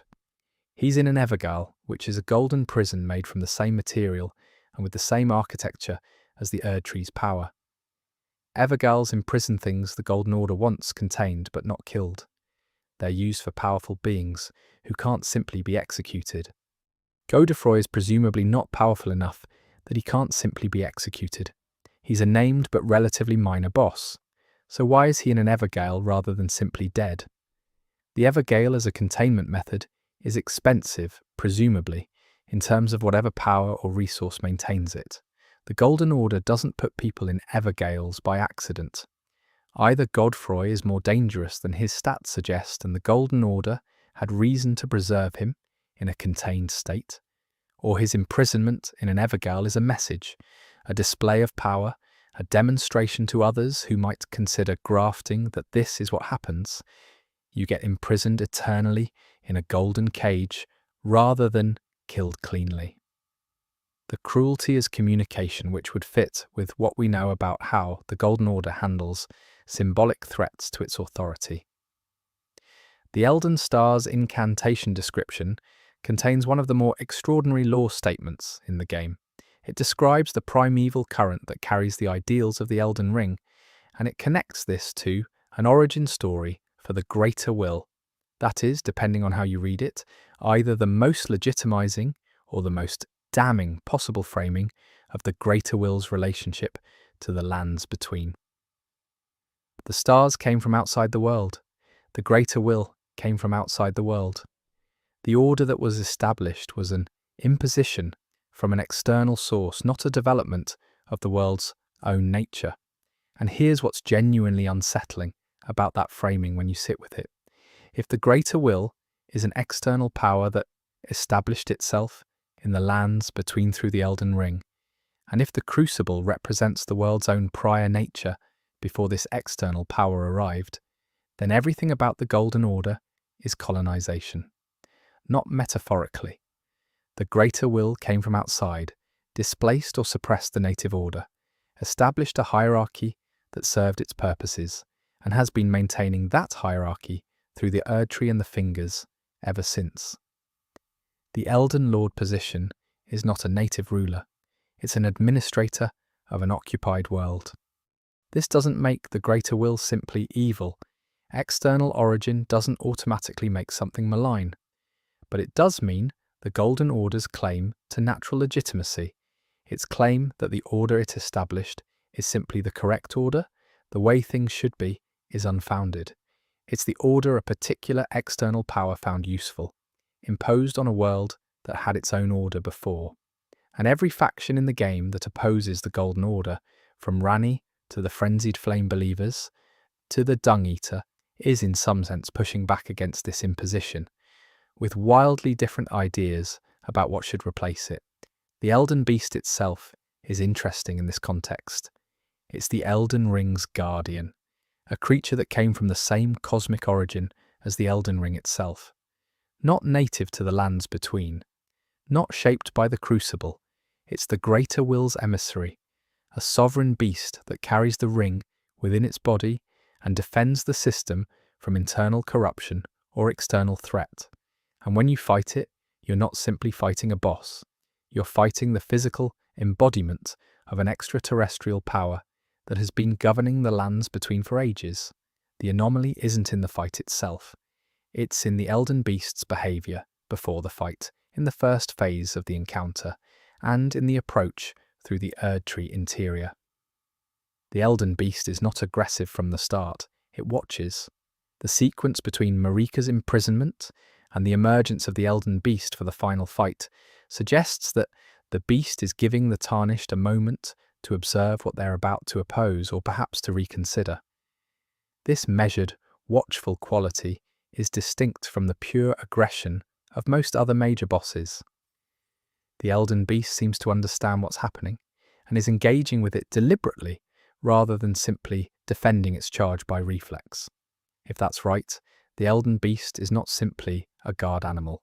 It's an agent with genuine understanding of the situation and some discretion about how to respond to it, which raises the question of what it would do if a Tarnished arrived at the final confrontation with different intentions, not to destroy the Elden Ring or to fundamentally alter the Golden Order, but to simply continue it, or to negotiate with it. The Elden Ring allows the various endings based on the Tarnished's choices after defeating the Beast, which suggests the Beast's defeat is prerequisite to those choices, but not itself determinative of them. The Elden Beast fights you because you are, by arriving where you have, demonstrating an intention to change the order it maintains. Not because it would fight anyone who showed up. The fight is a test of commitment. The Frenzied Flame is one of the more genuinely terrifying concepts in the game when you take it seriously. It's described as a longing for a return to the primordial chaos from which all things came, a desire for everything to become one again, undifferentiated, preform. The three fingers who offer it to the Tarnished are very different from the two fingers of the Greater Will.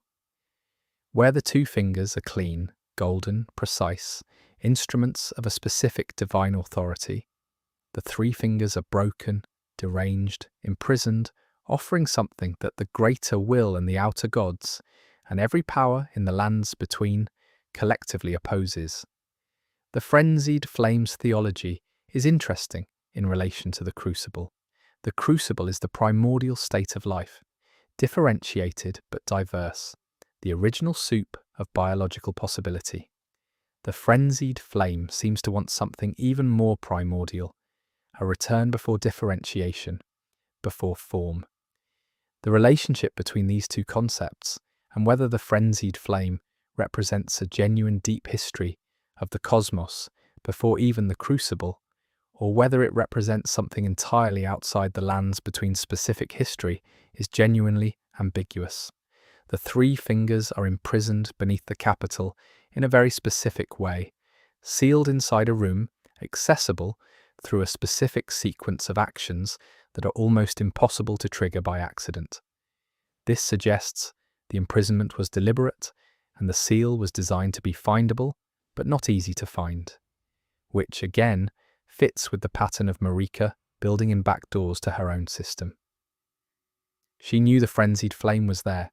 She contained it rather than destroying it. She made it accessible under specific circumstances.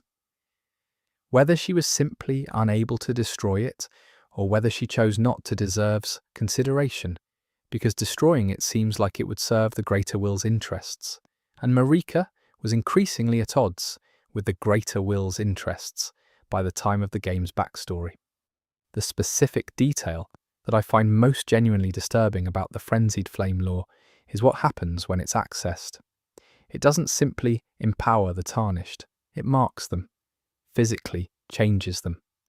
The Tarnished's eyes, which in the game's visual language carry a significant amount of character and identity information, change to the characteristic flame colour. and this mark is described as something that will persist, that can only be removed by Miquella's needle, that has consequences for what endings are accessible. It's not a power that can be set aside when not in use. It's a claim. The frenzied flame marks the people who access it in a way that is much more permanent and totalizing than any other power in the game. This permanence suggests the frenzied flame's claim to its wielder is different in kind from how other powers relate to their users. Golden Order incantations are tools. Dragon Communion is consumption and incorporation. Sorcery is knowledge applied. But the frenzied flame is possession in the most literal sense. Once it has marked you, a piece of it is in you, and it will not leave without exceptional intervention.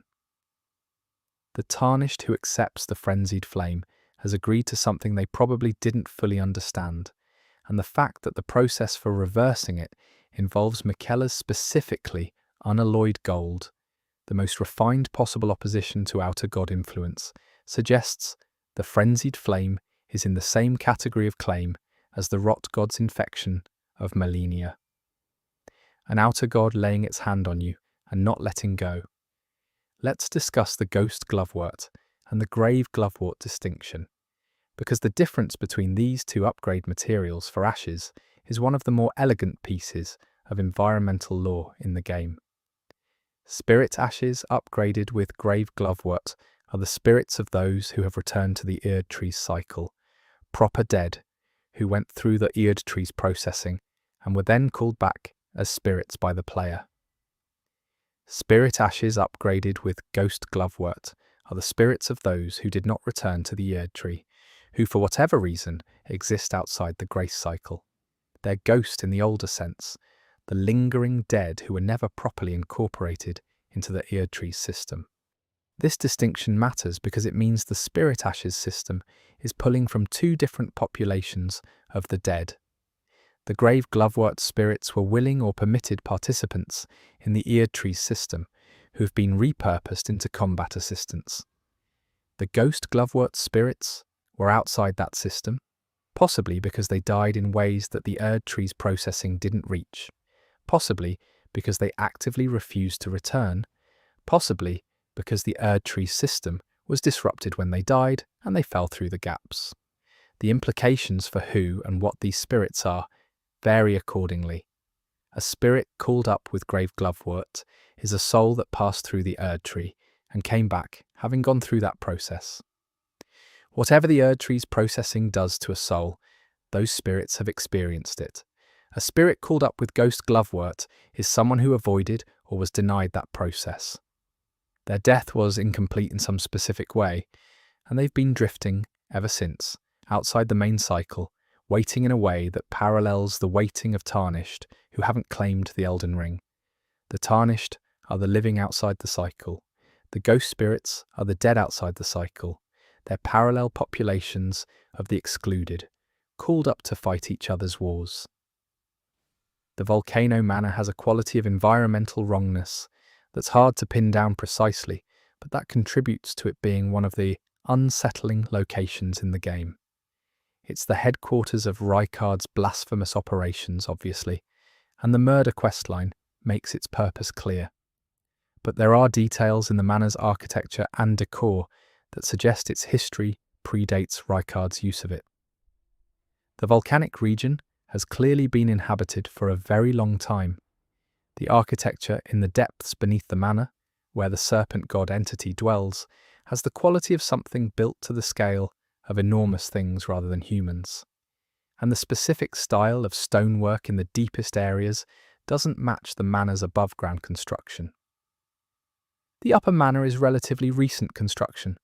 What's below is much older, built to accommodate something that was already there. Rykard didn't choose a random volcano for his new faith. He chose a place that already had a history of divine or quasi-divine presence, a place where the god-devouring serpent already had some claim, and he built his operation over and around that prior claim. This makes the Volcano Manor not just Rykard's headquarters, but a site with layered religious history that goes back well before the current era. Whatever the serpent was before Rykard merged with it whatever practices or inhabitants occupied this volcanic region in previous eras, that history is embedded in the deepest parts of the location, and the manner above is relatively superficial. The true age of the place is in the depths. There's a series of paintings in Elden Ring that function as treasure map puzzles, guiding the player to specific locations where a reward waits.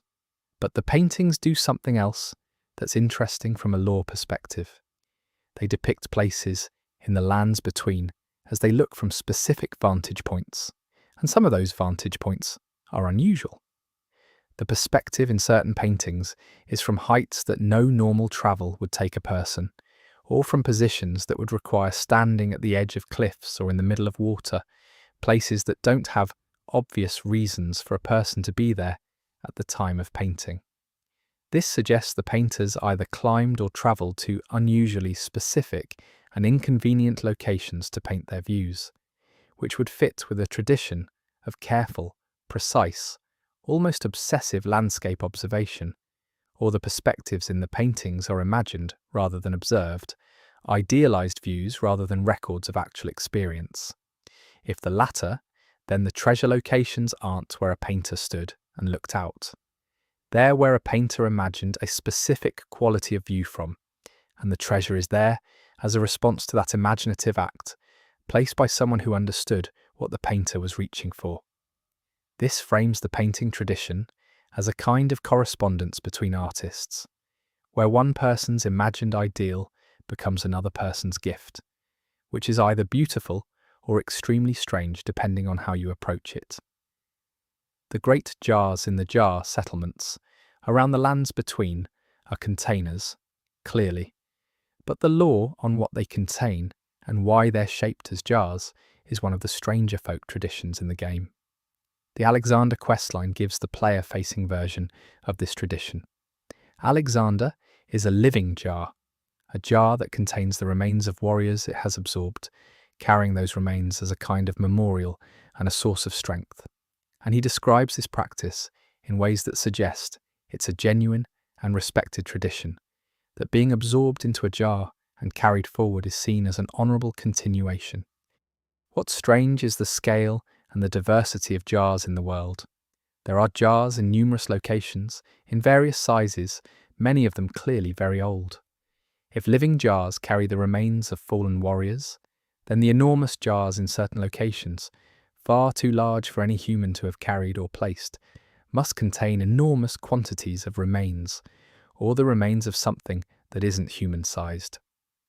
The great jar in Caelid, the boss, seems to embody the apex of this tradition, the jar that has absorbed enough warriors to be itself a force of overwhelming power. But the existence of ancient jars throughout the lands between, some of them in locations that predate the current civilizations by the appearance of their surroundings, suggests this tradition has been going on for an extremely long time. Who started the jar tradition? What was the first jar meant to contain? The lore doesn't say, but the distribution of the tradition across multiple regions with different histories and different dominant cultures suggests it's old enough to have been present before those cultures differentiated.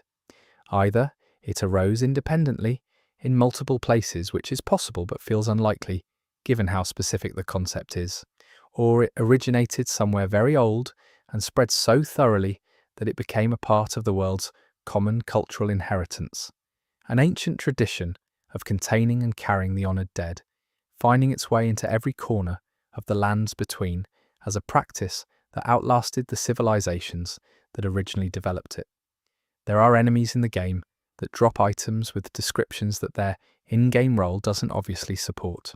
One example is the Newmen, the lands between natives who are described as relatively few in number and as having unusually long lifespans compared to normal humans. The description attached to certain items that relate to Newman physiology suggests they're not simply long-lived, but potentially connected to the Erd tree in a way that's different from the normal soul and grace relationship.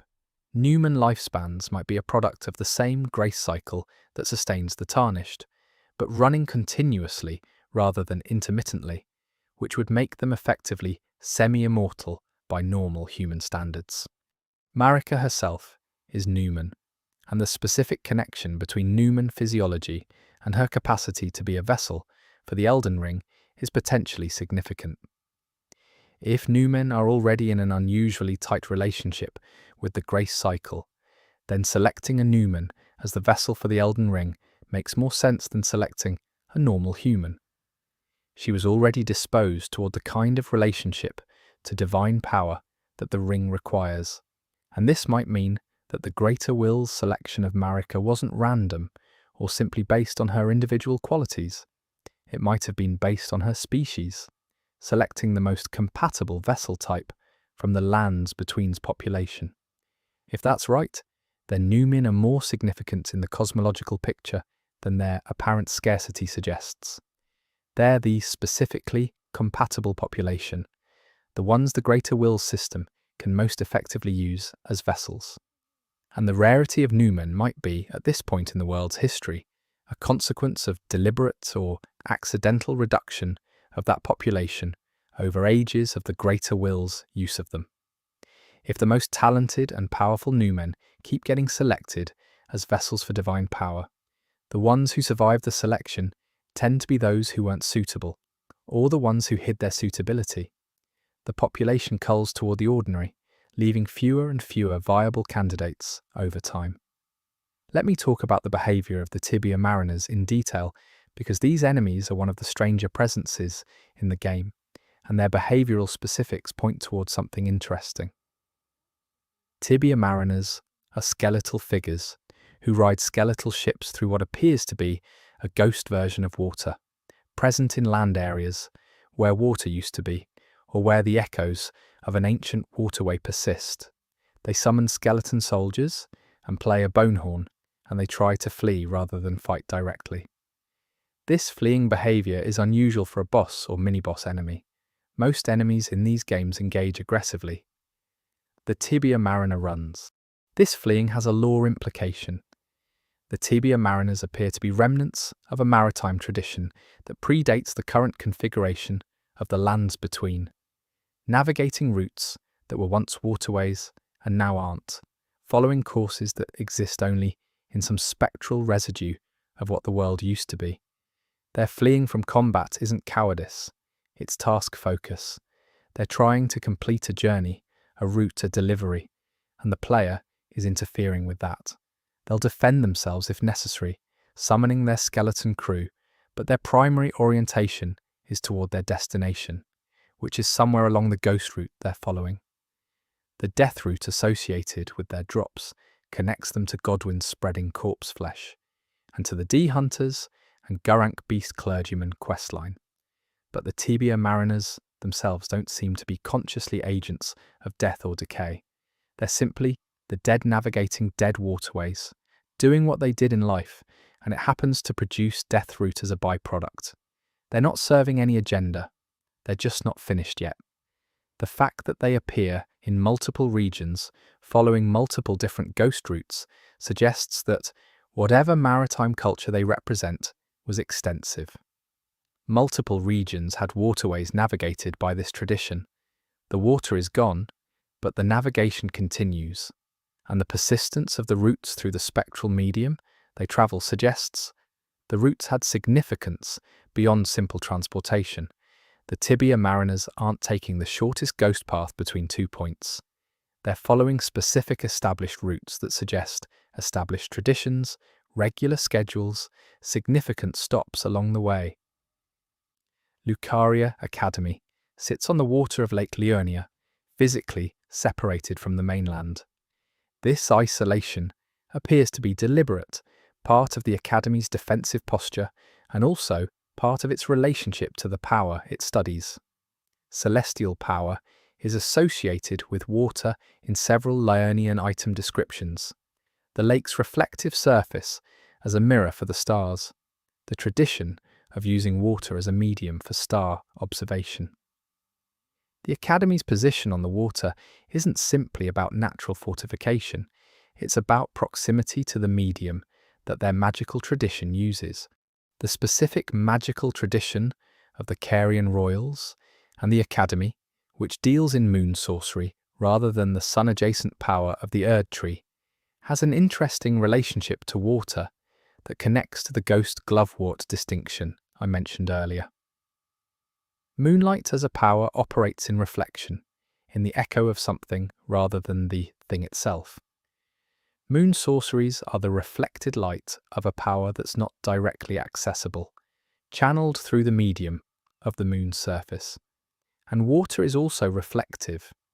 The Academy might be positioned on water not just as a mirror for stars, but as a mirror for itself, creating a doubled, reflected version of its own magical practice that somehow amplifies or stabilizes it. There's a sorcery called Night Comet that causes a comet to be nearly invisible until it impacts. The description says it's the comet's night form, its reflected opposite. This aesthetic language of reflection and inversion runs through the Cairian tradition in ways that point toward a deep ontology, a belief that reality has a reflected version of itself that is real and that can be accessed and used. Not an illusion or a shadow, a genuine alternative aspect of real things. And the Cairian royals' ability to navigate between these aspects, to use the reflected version of power, suggests they understood something about the lands. Between's fundamental structure that the Golden Order either didn't know or chose to suppress. Selen's storyline contains one of the game's sadder anomalies. She's imprisoned in Witchbane ruins, her body there while her soul apparently projects elsewhere in the game world, and her questline involves her eventually being able to reconstruct herself from preserved primal sorcerer remains she's been collecting. But the ending of her questline, regardless of how you complete it, is not good for her. She either becomes a mass of eyes apparently consumed or transformed by the primal sorcery she's accumulated, or she's betrayed by the other sorcerers she hoped would support her cause. The mass of eyes outcome is the one that connects to a broader pattern in the game. Eyes appearing where they shouldn't is consistently associated with a specific kind of power or influence in the lands between. The outer god connections manifest as eyes in certain descriptions. The all-seeing eye imagery is associated with surveillance by divine forces, the greater will's apparatus of observation, and sorcery that's associated with accessing raw, unsanctioned, primordial knowledge, which is what Selen's primal sorcery represents, consistently produces eye imagery at the point of transformation. The suggestion is that certain kinds of knowledge and power, specifically the kind that operates at the level of fundamental cosmic structure, rather than through any of the established divine systems, expose the practitioner to observation. The eyes aren't part of the power. The eyes belong to something watching the use of the power. And when a practitioner goes far enough, absorbs enough primal sorcery, the watchers begin to manifest in them directly. The observation becomes presence. The practitioner becomes a site of convergence for whatever is on the other side of that cosmic level knowledge. This connects back to the Nox's punishment for star-related transgression, to the Academy's carefully bounded approach to celestial sorcery, to the general pattern in the game where approaching certain kinds of knowledge at a certain depth produces consequences from an observing power. The greater will is watching, and it is not neutral about what it sees. There is a specific item in the game that I want to discuss in some detail because its description contains one of the most compressed and strange lore statements in the game, and yet it's an item many players pick up and immediately use without reading it carefully.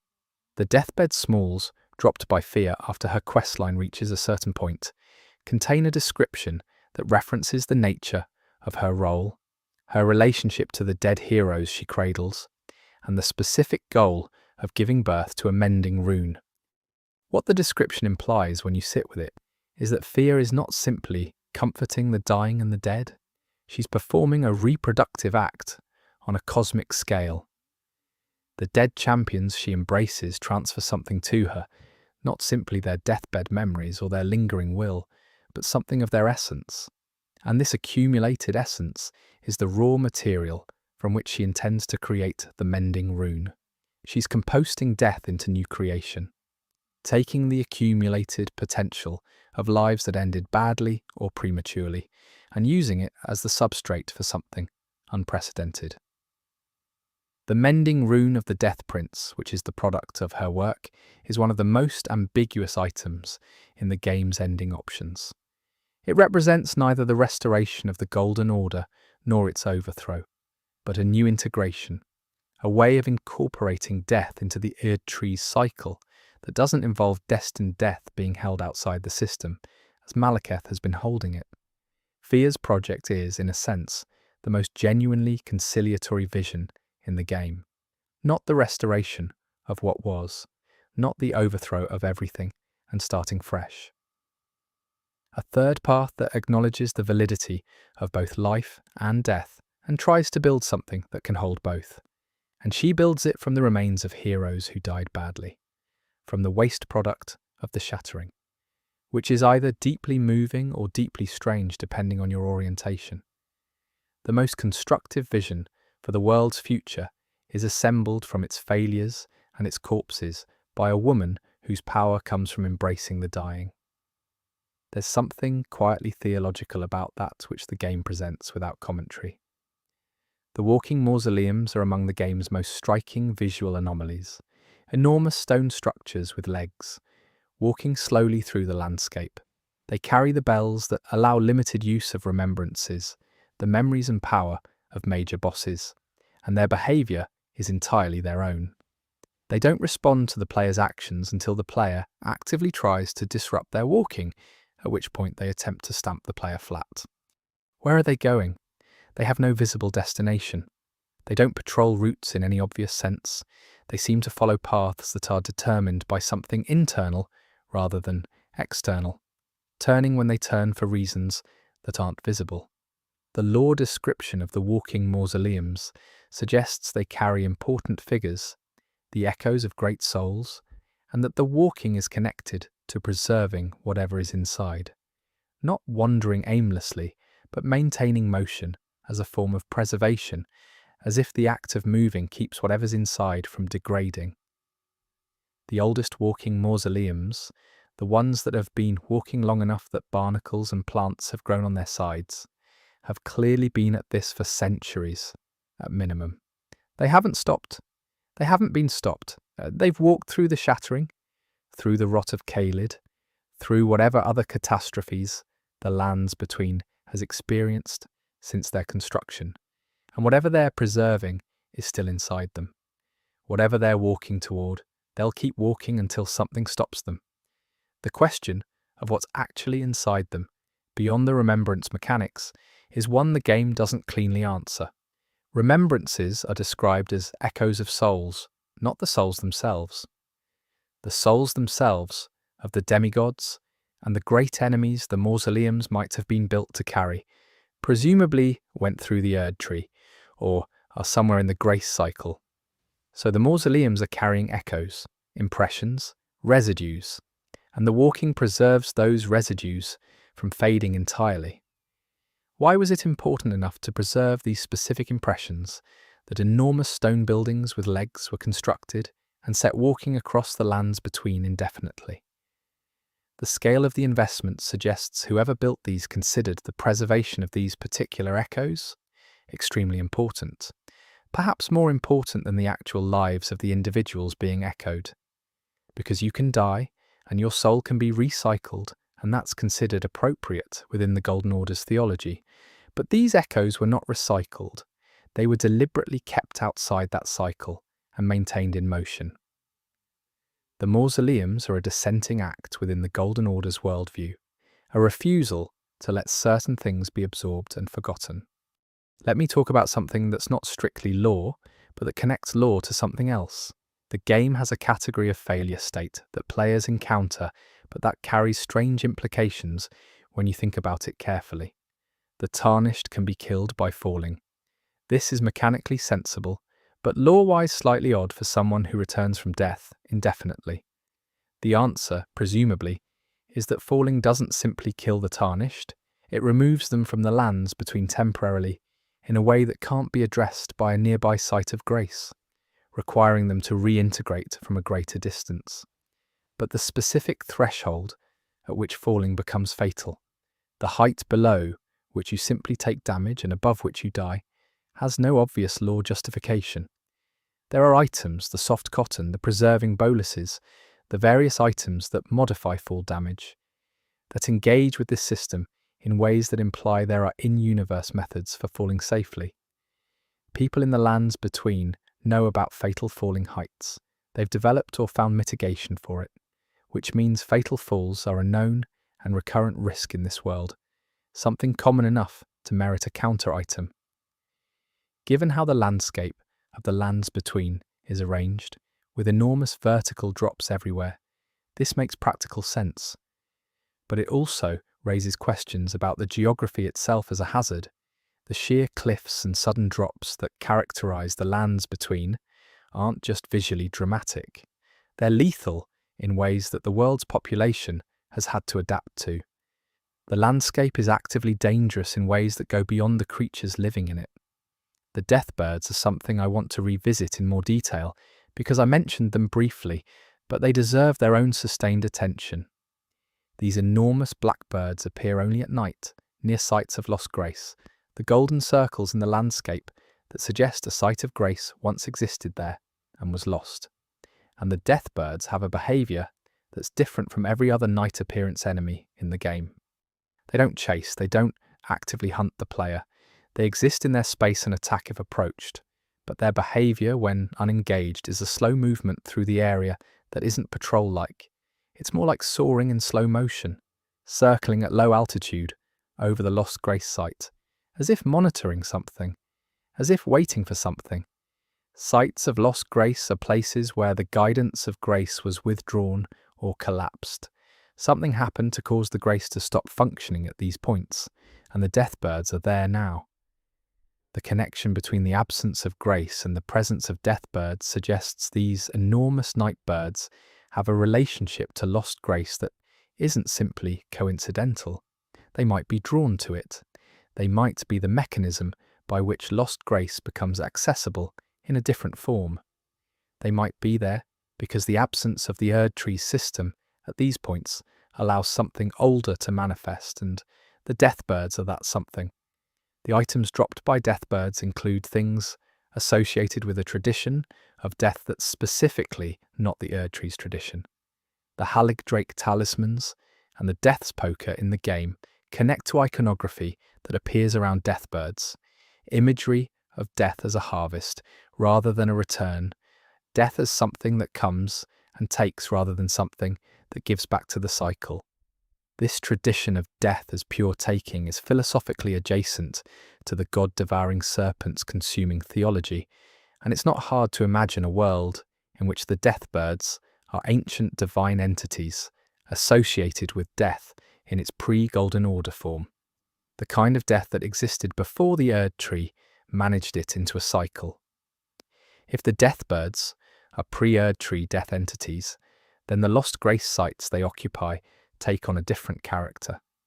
They're not simply places where the Erdtree system broke down.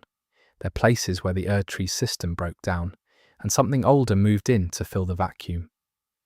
The deathbirds don't create the loss of grace. They arrive after it. They occupy the space that the Golden Order's death management left empty.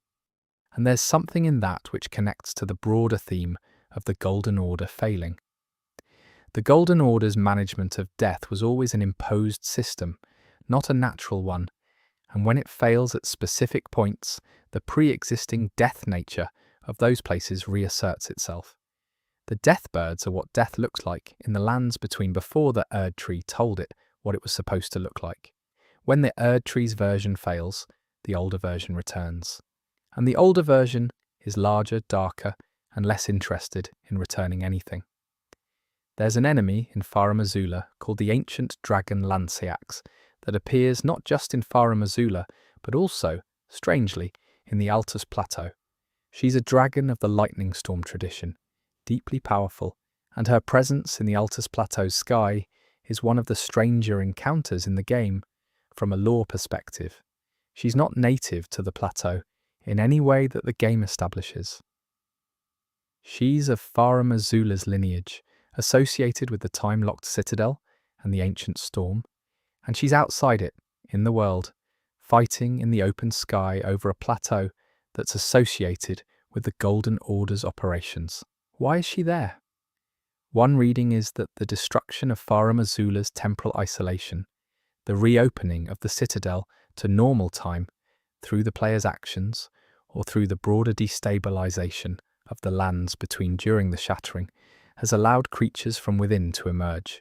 She's escaped in a sense, or she was never fully contained, and the Altus encounter is her home territory from centuries ago, before Farum Azula's time lock isolated her dragon civilization from the rest of the world. The second reading is more interesting because it suggests that the dragons of Farum Azula's tradition never fully retreated into the time-locked citadel. Some of them remained in the world, maintaining their presence in the places that were once their territory, even as the citadel froze around what was left inside. Lanciax might be a continuity member of her civilization, one who stayed outside when the others retreated or were frozen, and who has maintained her territory in the Altus region through ages of Golden Order rule. Not acknowledged, not worshipped, not hunted successfully, simply there. An ancient power in the landscape that no current civilization has the framework to understand. Let me spend some time on Godfrey, the first Elden Lord. His history is in some ways the most important backstory for understanding the land's between current state, and yet it's presented fragmentarily through item descriptions, through an NPC who speaks about him in euphemistic terms, and through his own presence in the game's conclusion as both a boss and a major cosmological actor. Godfrey was a warrior king, Marika's consort, who conquered territories for the purposes of establishing the Golden Order. He was the military arm of the new Divine Order's expansion, and his victories made the lands between what it became. And then his grace was stripped from him, not as a punishment, as a deliberate act by Marika, who removed the guidance of grace from Godfrey and all his warriors, the Tarnished, and sent them away. The stated reason is that the battles they needed to fight were done. There was no more war for them to do, and the implication of the law is that warriors who have no purpose but war need to be removed from a peaceful society. But there's a stranger reading available. Marika stripped grace from the Tarnished and sent them away immediately after the Golden Order was established, immediately after the Elden Ring was set, at the very beginning of what should have been the period of the Order's stability and success. Why remove your most powerful military force the moment the system you needed them to protect is established? One reading is exactly what the surface law says. Unnecessary military power is a political threat in peacetime.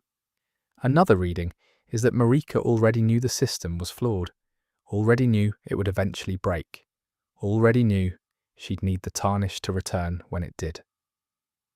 She stripped grace from them not to remove them permanently, but to preserve them, send them out of the lands between where they'd be outside the Erdtree's cycle, outside death and life both, waiting, accumulating experiences and strength for the day when they'd be needed to either rebuild or replace what she'd built.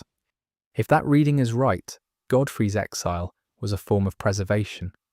The most loyal of all her warriors sent away for safekeeping until the day everything falls apart. And the Tarnished's return, guided by grace restored, is the deployment of that reserve force. Not a heroic story about lost souls finding purpose, a planned operation finally beginning, with its key personnel returned from cold storage. Godfrey himself, when encountered in the game, has lost his grace, and is now a warrior who exists on sheer will and martial competency alone. He's not guided, he's not chosen. He came back because he heard the call and he decided to answer it, not because grace told him to. And this self-determination, in the face of a world that runs on divine guidance, is one of the most quietly remarkable character details in the game. Godfrey is, in some sense, a preview of what a Tarnished could become, who fully outgrew the need for grace, who acts out of their own understanding and choice rather than following the guided path. The specific detail of Godfrey's fight, where he summons his ancestral spirit Sarosh the Great Lion, and then ultimately dismisses it to fight without any aid, is a visual statement about how he understands his own situation. Sarosh is described as a power of composure, something that helped suppress Godfrey's battle hunger, that allowed him to function as a ruler and not just a killer. Dismissing Sarosh in the second phase of his fight is Godfrey returning to what he fundamentally is, not what he was for Marika, not the first Elden Lord with all that role's restraints, but the warrior who existed before the title. The ancestral spirit was always a cage he wore willingly. At the end, he wants to fight as himself. The implications of this for the endings where the Tarnished becomes Elden Lord are complex, and I won't try to resolve them fully here.